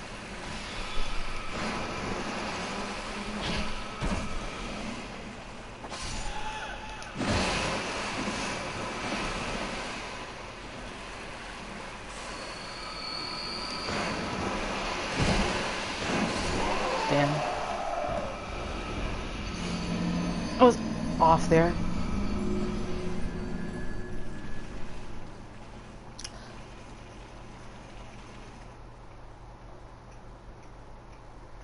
But yeah, like this Shrine of Amana really demonstrates the bonfire to bonfire kind of aesthetic. Like they make everything in between the bonfires a lot more difficult.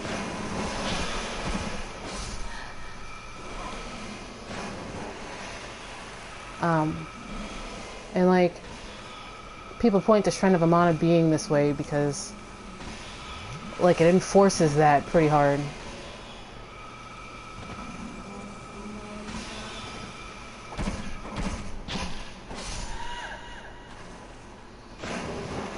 Hey, the Staff of Amana, that's nice. For those who might know better, is that a good sorcery staff or what?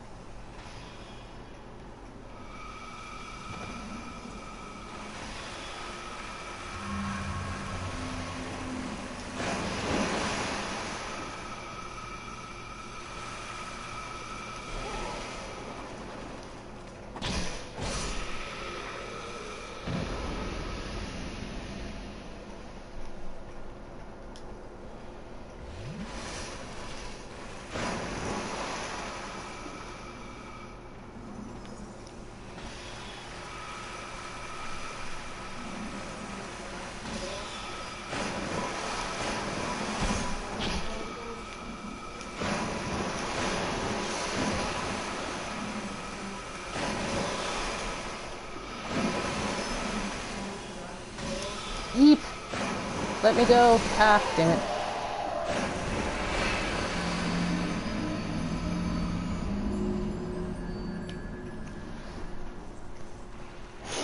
I really do need to get a new staff. I have the Staff of Wisdom on backup, but like it requires what, 50 intelligence or something?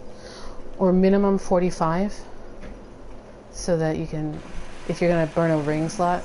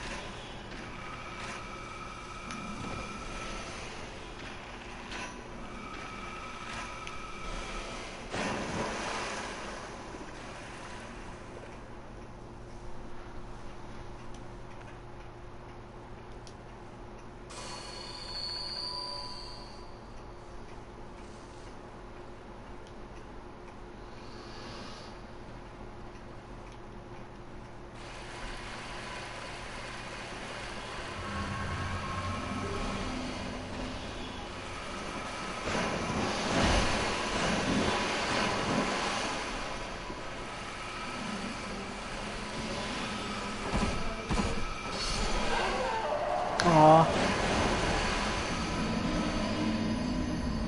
Ooh, nice. 20 faith, 20 intelligence. I haven't put anything in faith. I wasn't sure if I was going to do that or just go straight sorcery.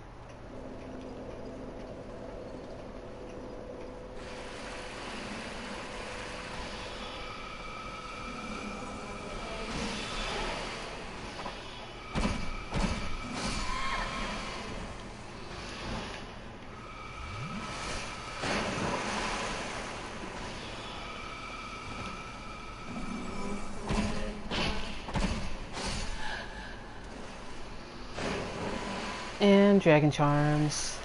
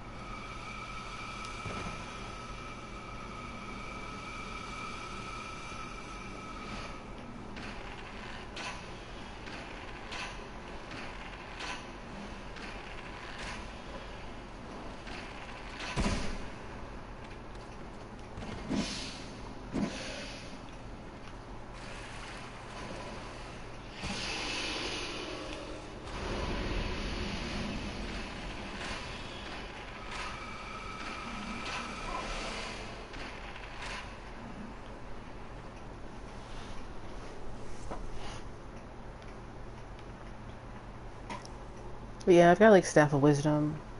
Not sure how worth it's going to go. Gonna be going to 50. Although my sorcerer on DS3 is like at 60 something. Something really stupid.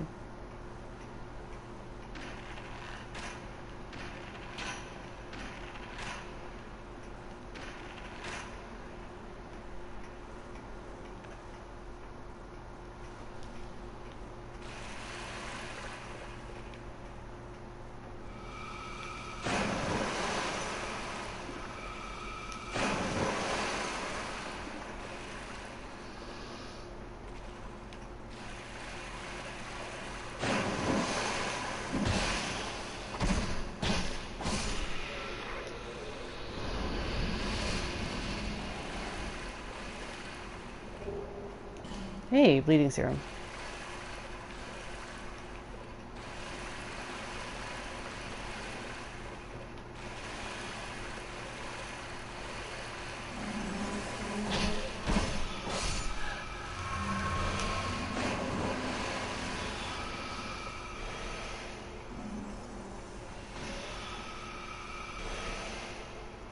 I just have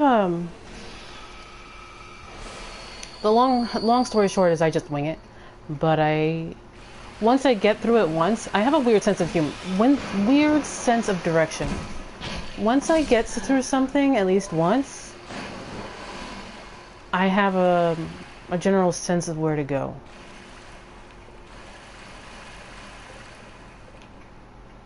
Does that make any sense? Like I don't get really lost in the Chalice dungeons.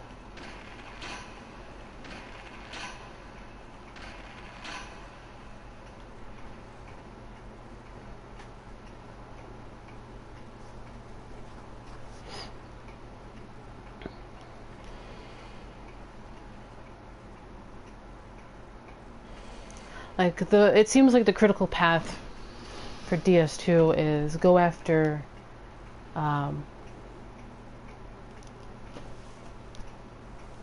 Lost Giant Pursuer, and then you go through like the Lost Bastille and stuff like that, and then the Iron Keep is last of the 4, and then like the Rotten is whenever you feel like it because he's so easy. But I generally wing it.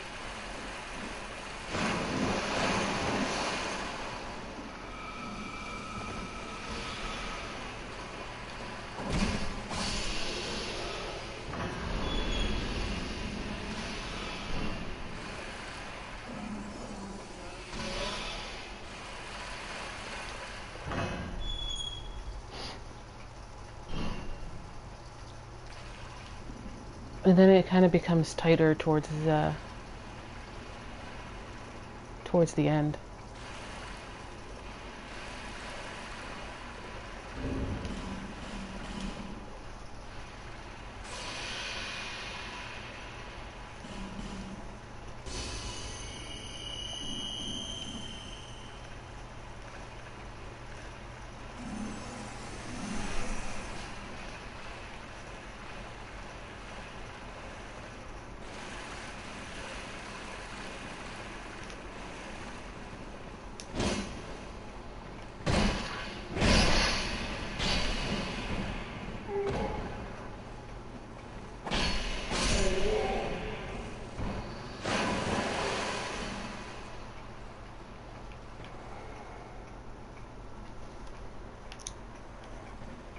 Although I don't really deviate too much from like established routes or something like that.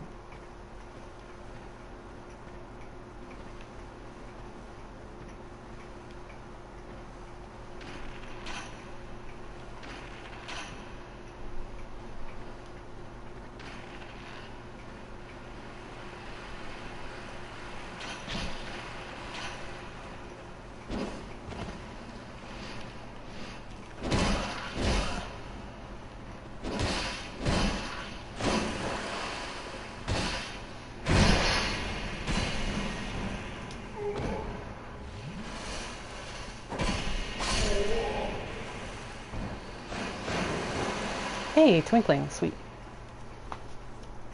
shove that into my Staff of Wisdom.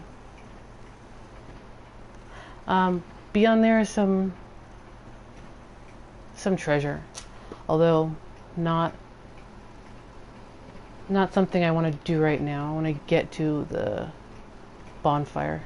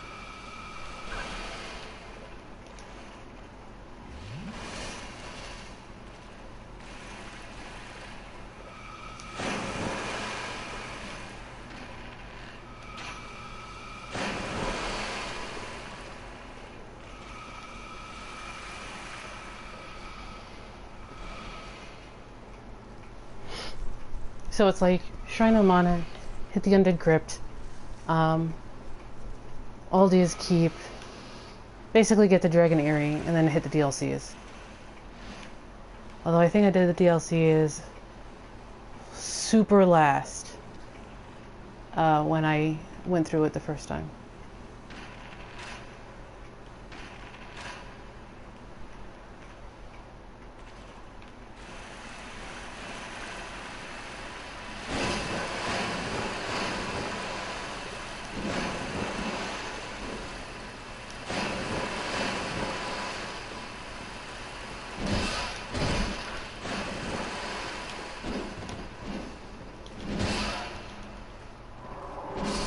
Damn it.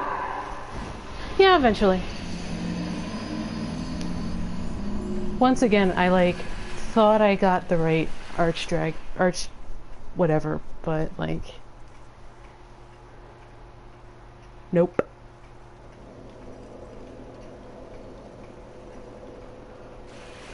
Oh well. I'm gonna have to go buy more poison arrows.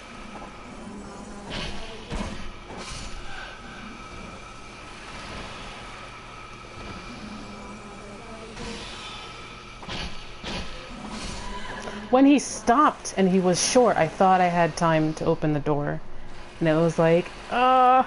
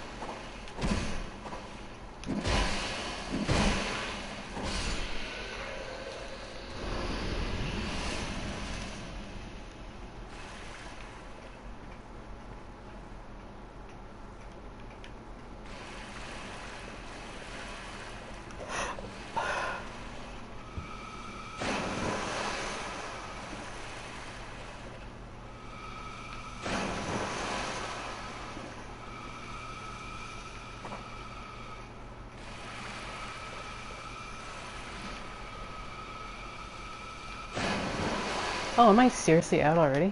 Okay.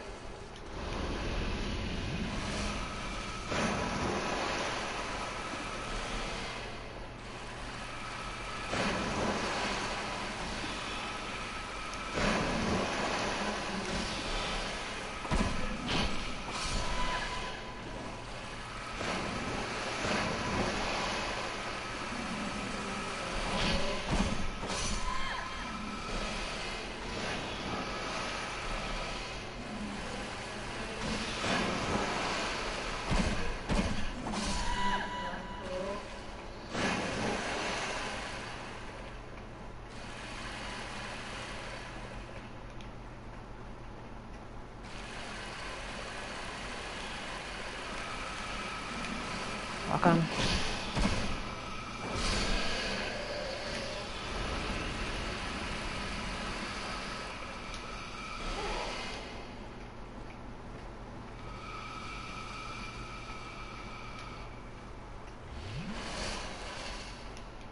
Yeah, lack of iframes on the doors is weird. I don't think I've ever gotten used to it.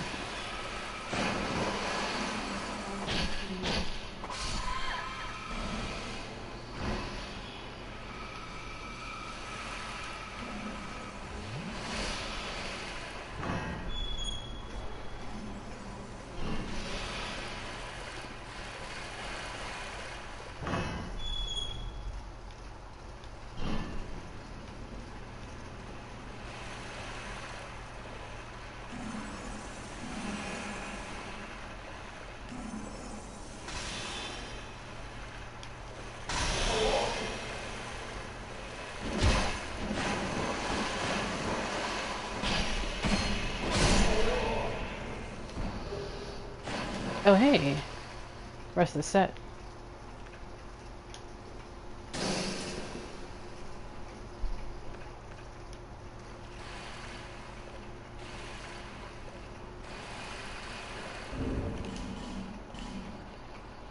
What do I got for arrows? Lightning, dark, lacerating, iron.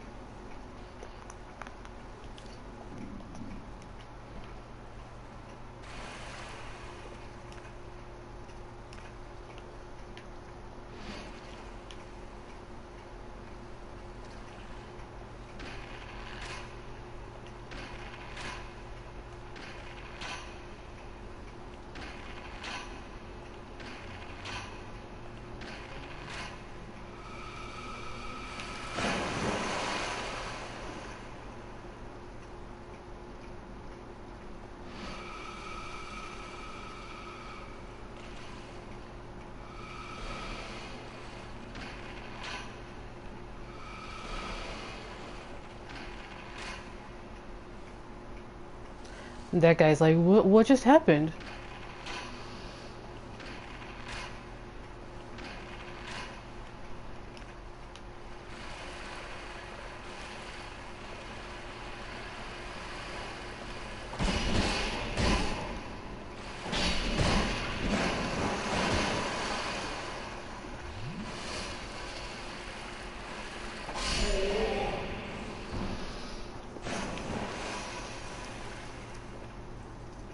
Yeah, it's some Metal Gear Solid stuff.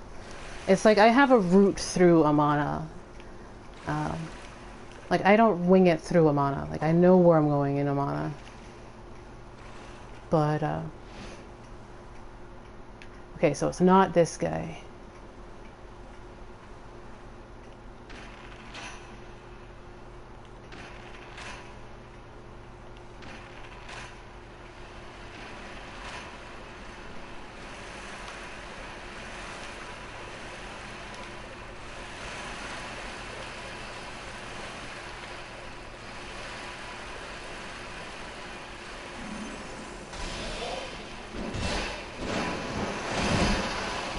Oh, come on. Eat these two. Seriously. Ah. Why can't I draw one at a time? Come on, game. Urgh.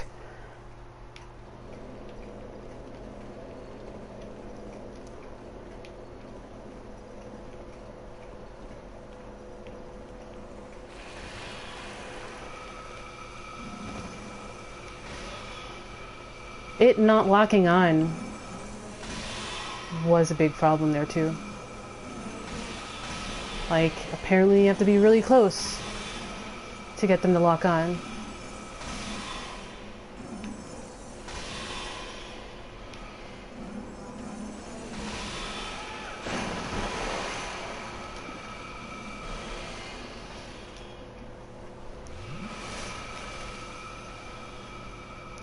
I hear it was worse in vanilla.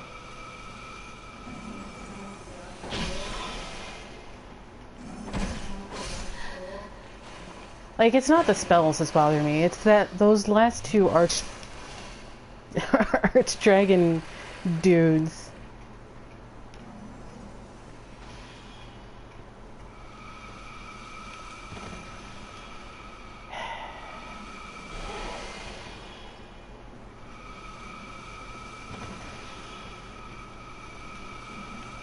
Alright, I'm gonna have to switch to that.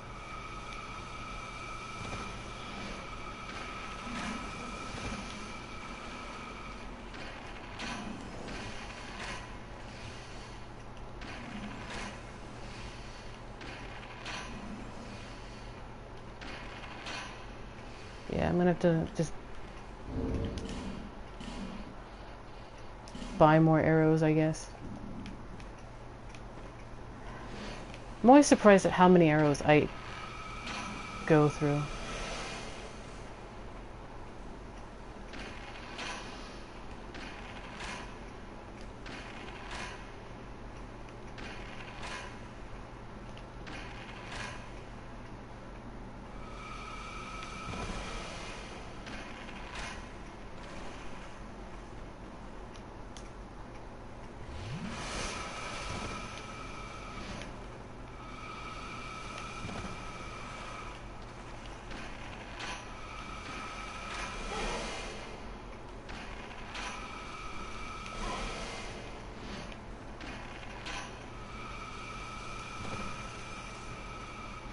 Really? You're not dead yet?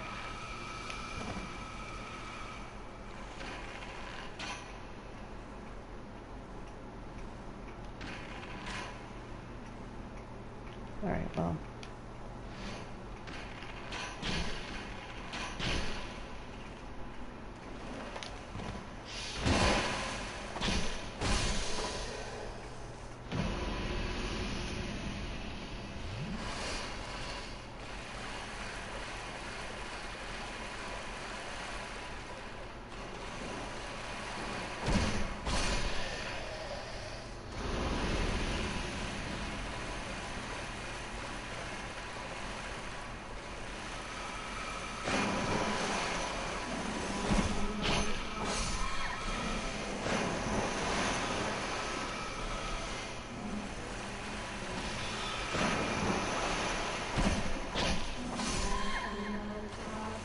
Anyone know what they're saying? Like, I've always wanted to know what they're, like, saying.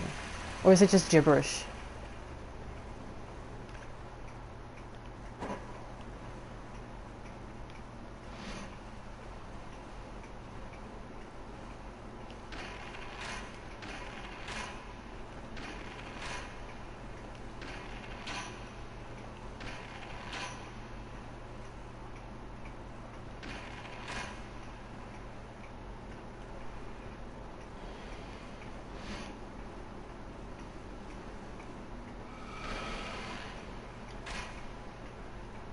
That was off.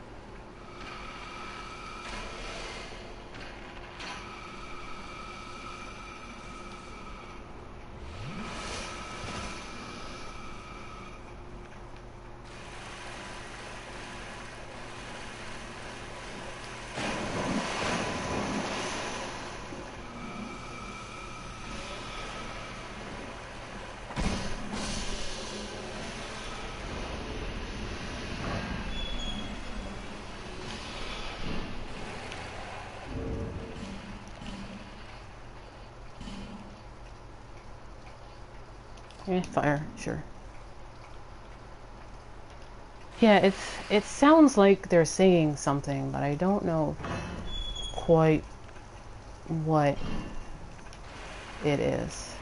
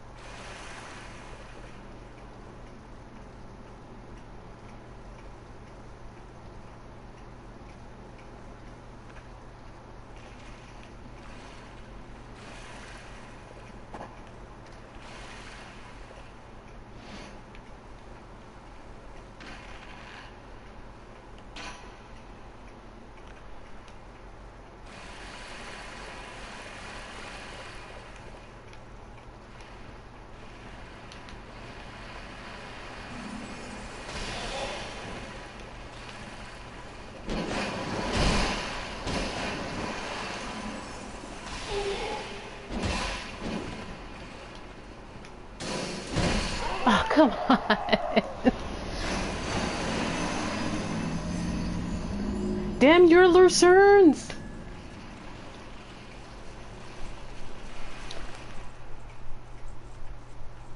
Crowd control, I'm serious.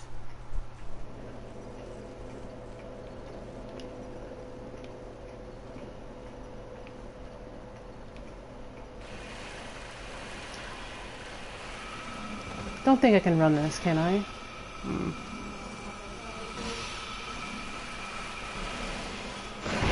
Yeah. Not with that guy in the way. Yeah.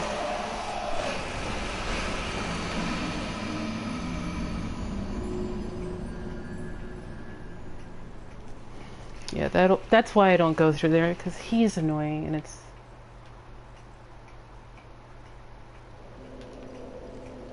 not worth that.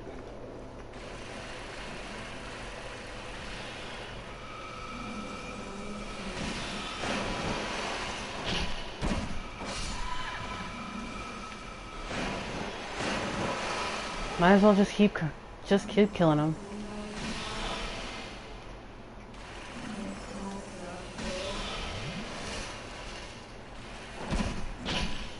Pillars, the ancient secret tech.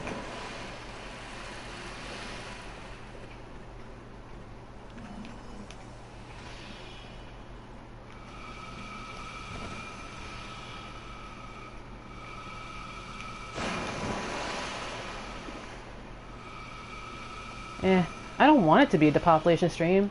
It's just like... can't get through those two guys.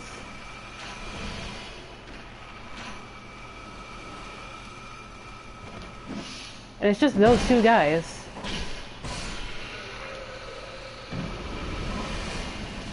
Just wanted to get to that bonfire before I called it a night.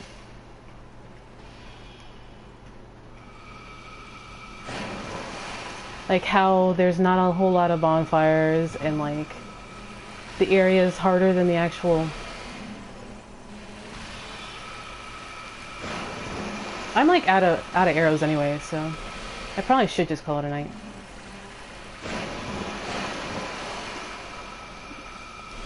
Yeah.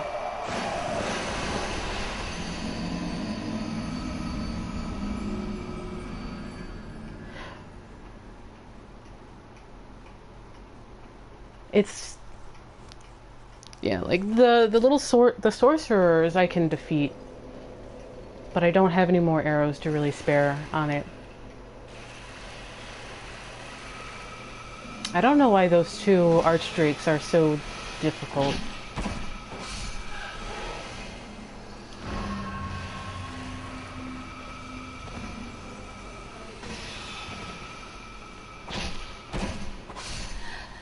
They hit pretty hard, I guess.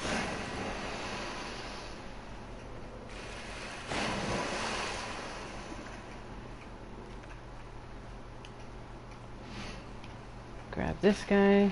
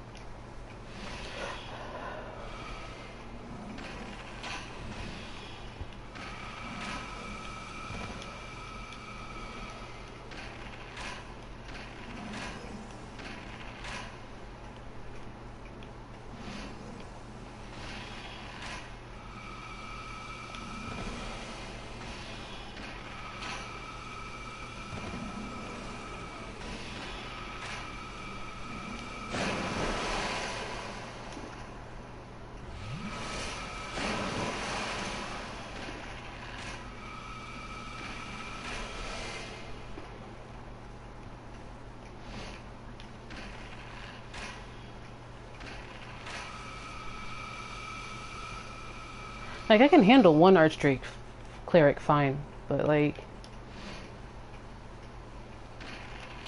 two at once. Oh, I am out of arrows once again.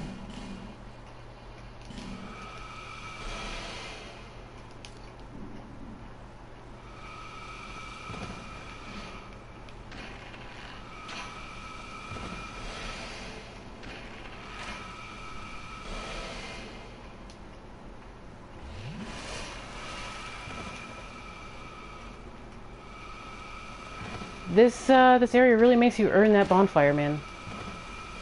Ah, dark arrows. Terrible.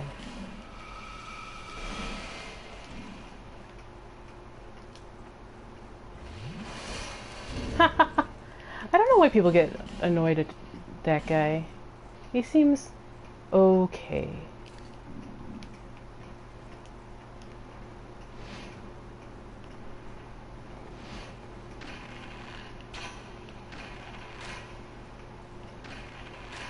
I just needed to bleed. There's the bleed.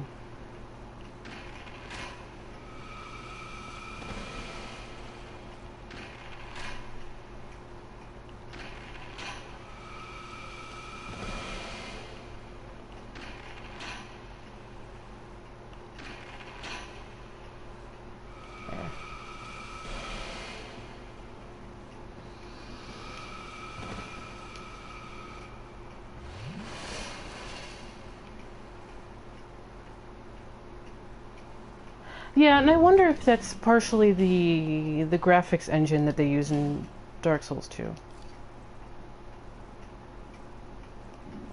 I much prefer faster. Like, I will much prefer faster to slower.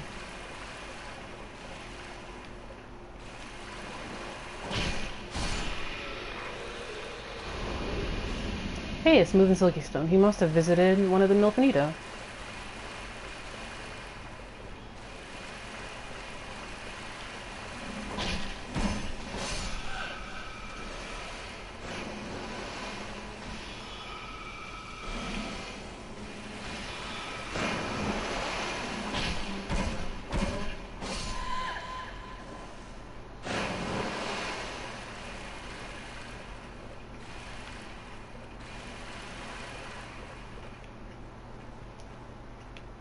Despair ahead.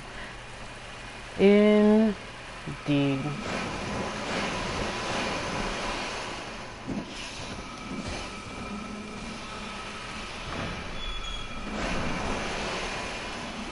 Oh my gosh, did you guys see that?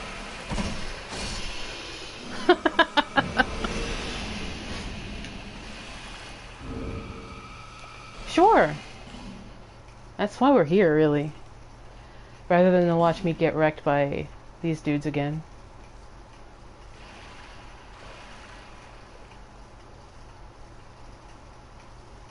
Dragonriders. Total in the whole game? Or like just in Amana?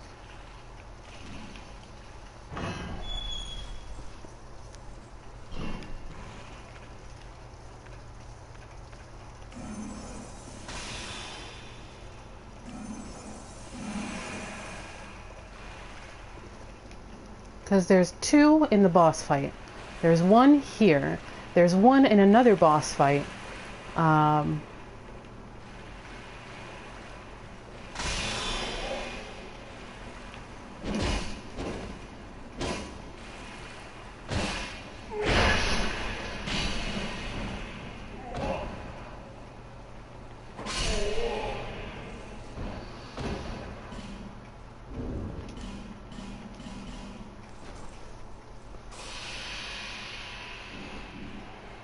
One more attempt at this and then we'll call it a night.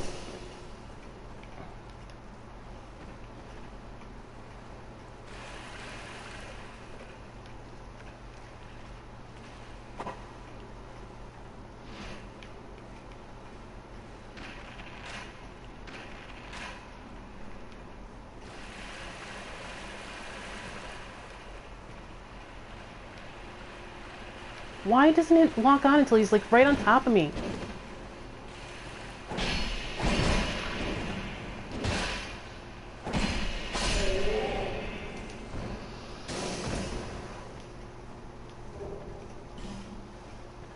Eee.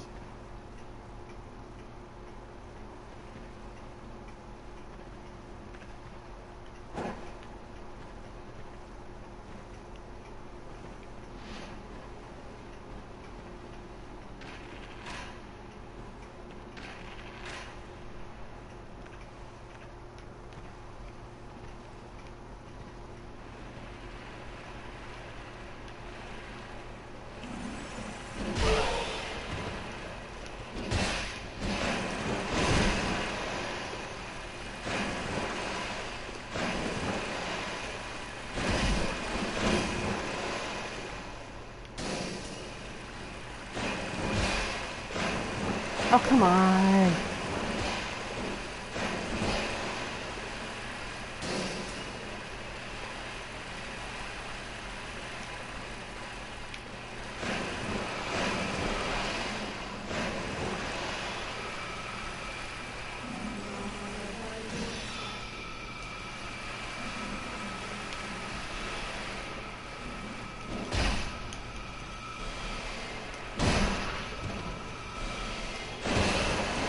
Alright, I'm done.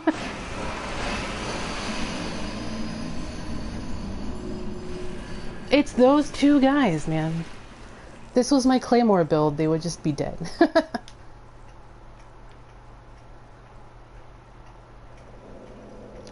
Yeah. Enemy placements are very different.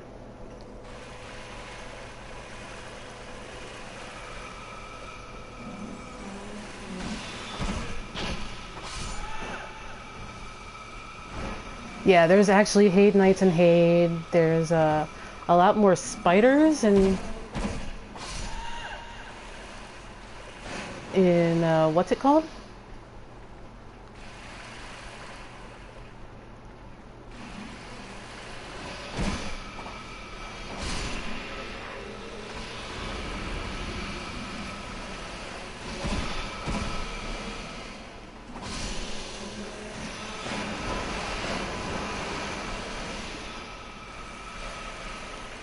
Seldora. That's right. Why did I hit that? Menuing.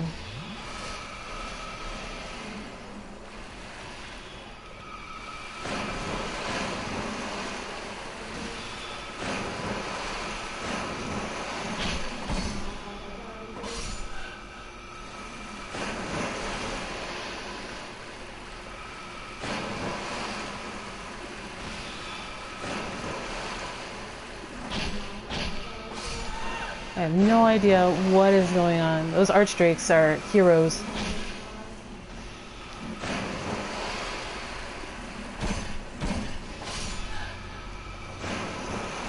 Heroes of Lindelt.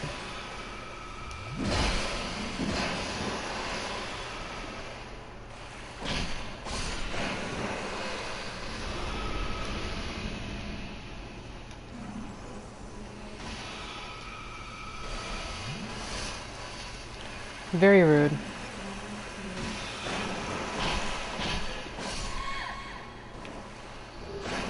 Dragon Charm.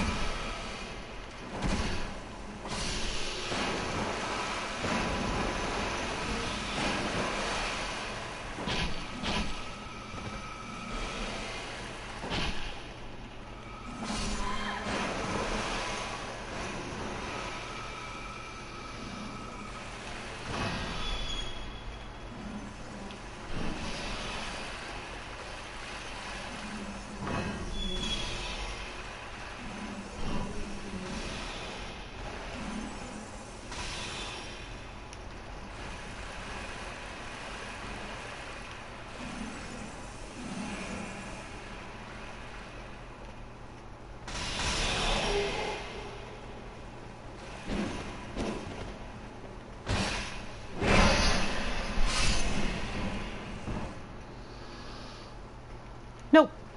I haven't. Usually I kind of don't.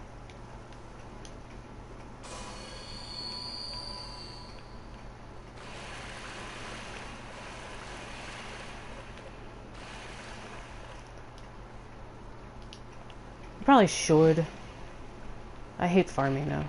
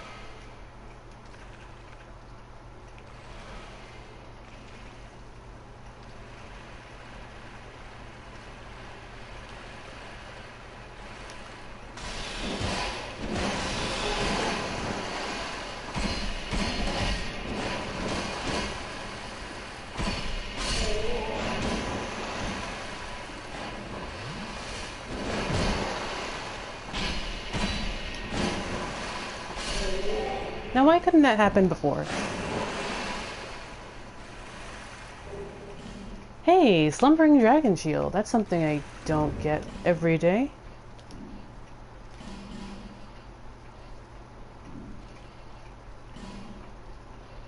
That's this thing. Shield of the Archdrake sect of Lindelt represents a slumbering dragon and is intended for use in covert rituals. The fools who woke the slumbering dragon earned not only its ire, but only the destruction of an entire country. The survivors buried their wrongdoings in the past in a show of terrible conceit, attempted to make amends by carrying on the knowledge of the wasted land.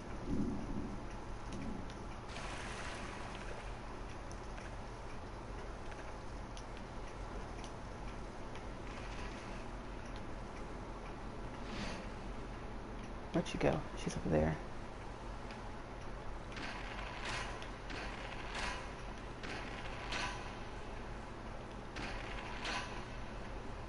Yep, it's just pre-DLC.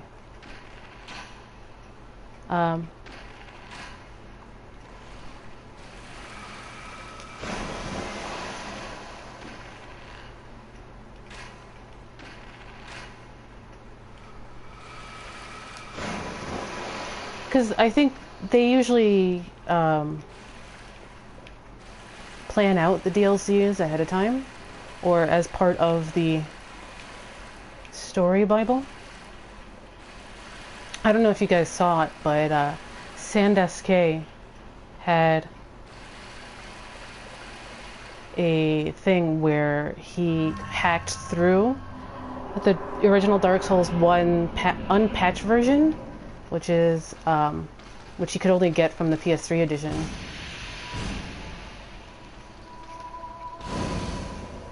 Man, that was the hardest bonfire ever.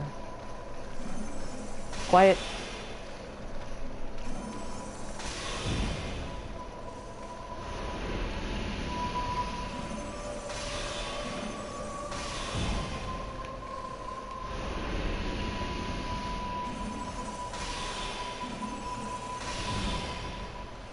Like there was, and he found, seriously, praise the sun. He found, I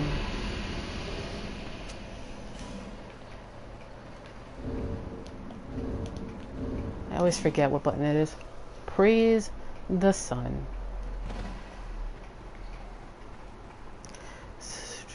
And he found prototype Jester, like Chester, prototype Sanctuary Guardian, prototype, who's it called? What's it?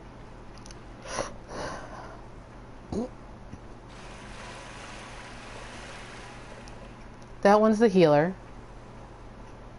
She's completely passive.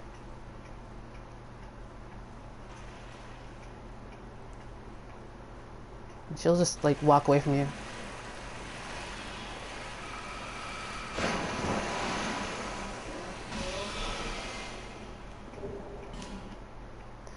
I guess I could have used an Alluring Skull, but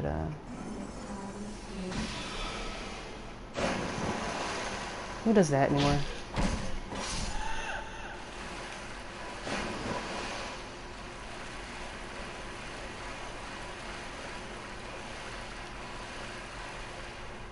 But yeah, you can just stand right in front of her, and she'll just not do anything.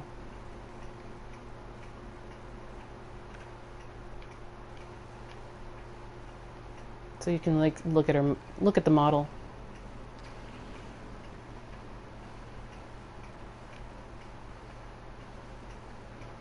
So yeah, like her antlers are basically tied to the front of her head. She has no like vision.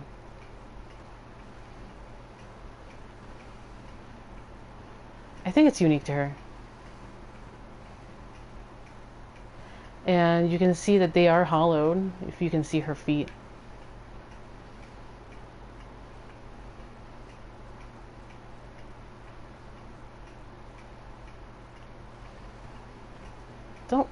Don't run. Just looking at your model, man.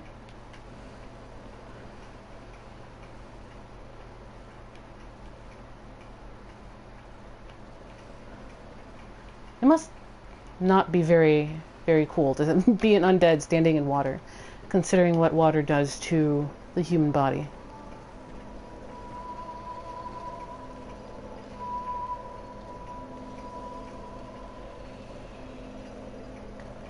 Water does some pretty crazy things to the human body.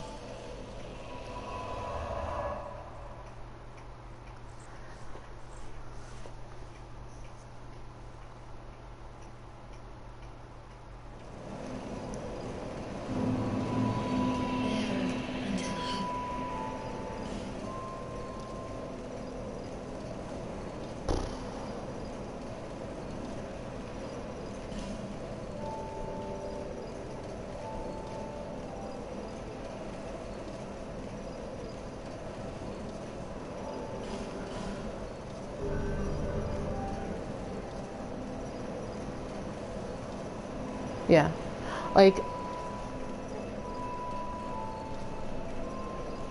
it's neat and interesting how their armor works.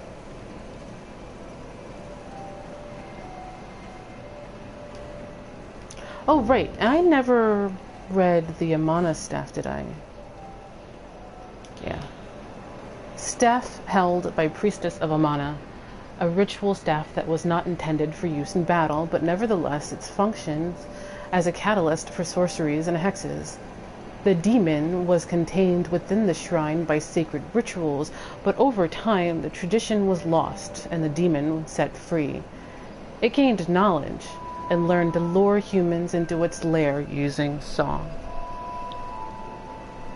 So, Demon of Song. This is your bits about Demon of Song.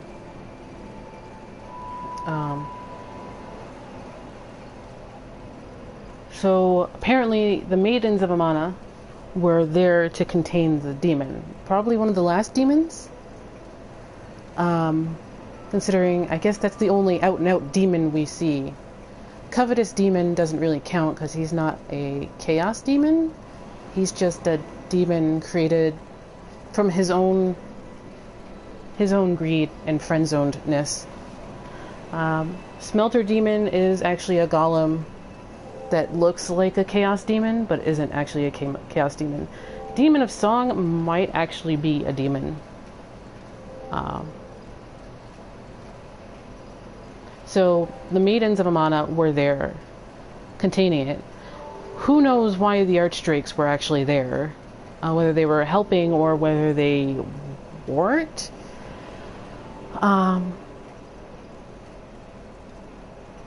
But then they kind of just forgot, and the demon got out of its cage. The demon probably learned the song from the Milfanito, who are always there, and that's that. Demon of Song might actually be the only real demon in the game.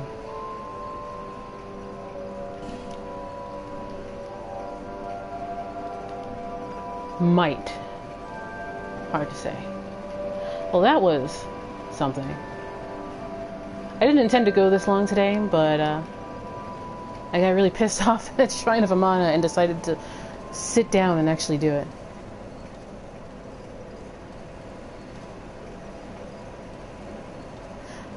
Yeah, it's like they didn't write a whole lot about the Demon of Song.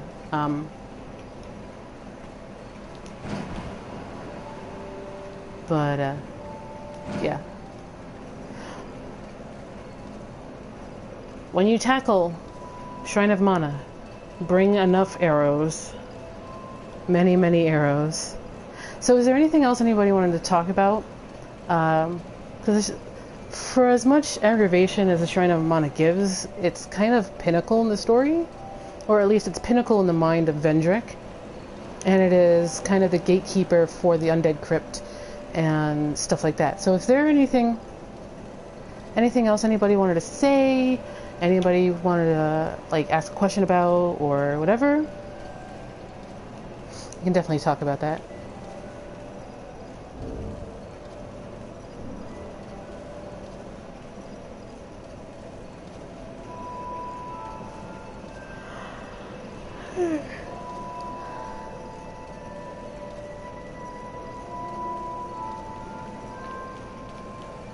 Alright, guys.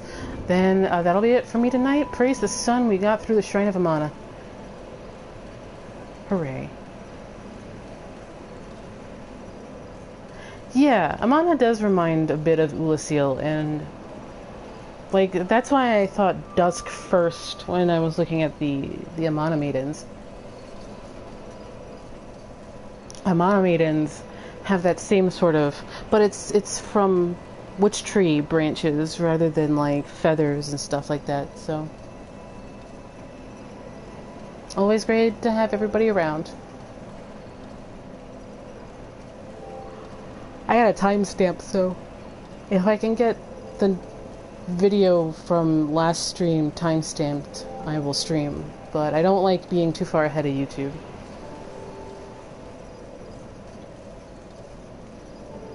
Just in case somebody wants to like watch through it and like put down some comments. But thanks a lot for joining me, and I will see you next stream. It's fun. Bye, guys.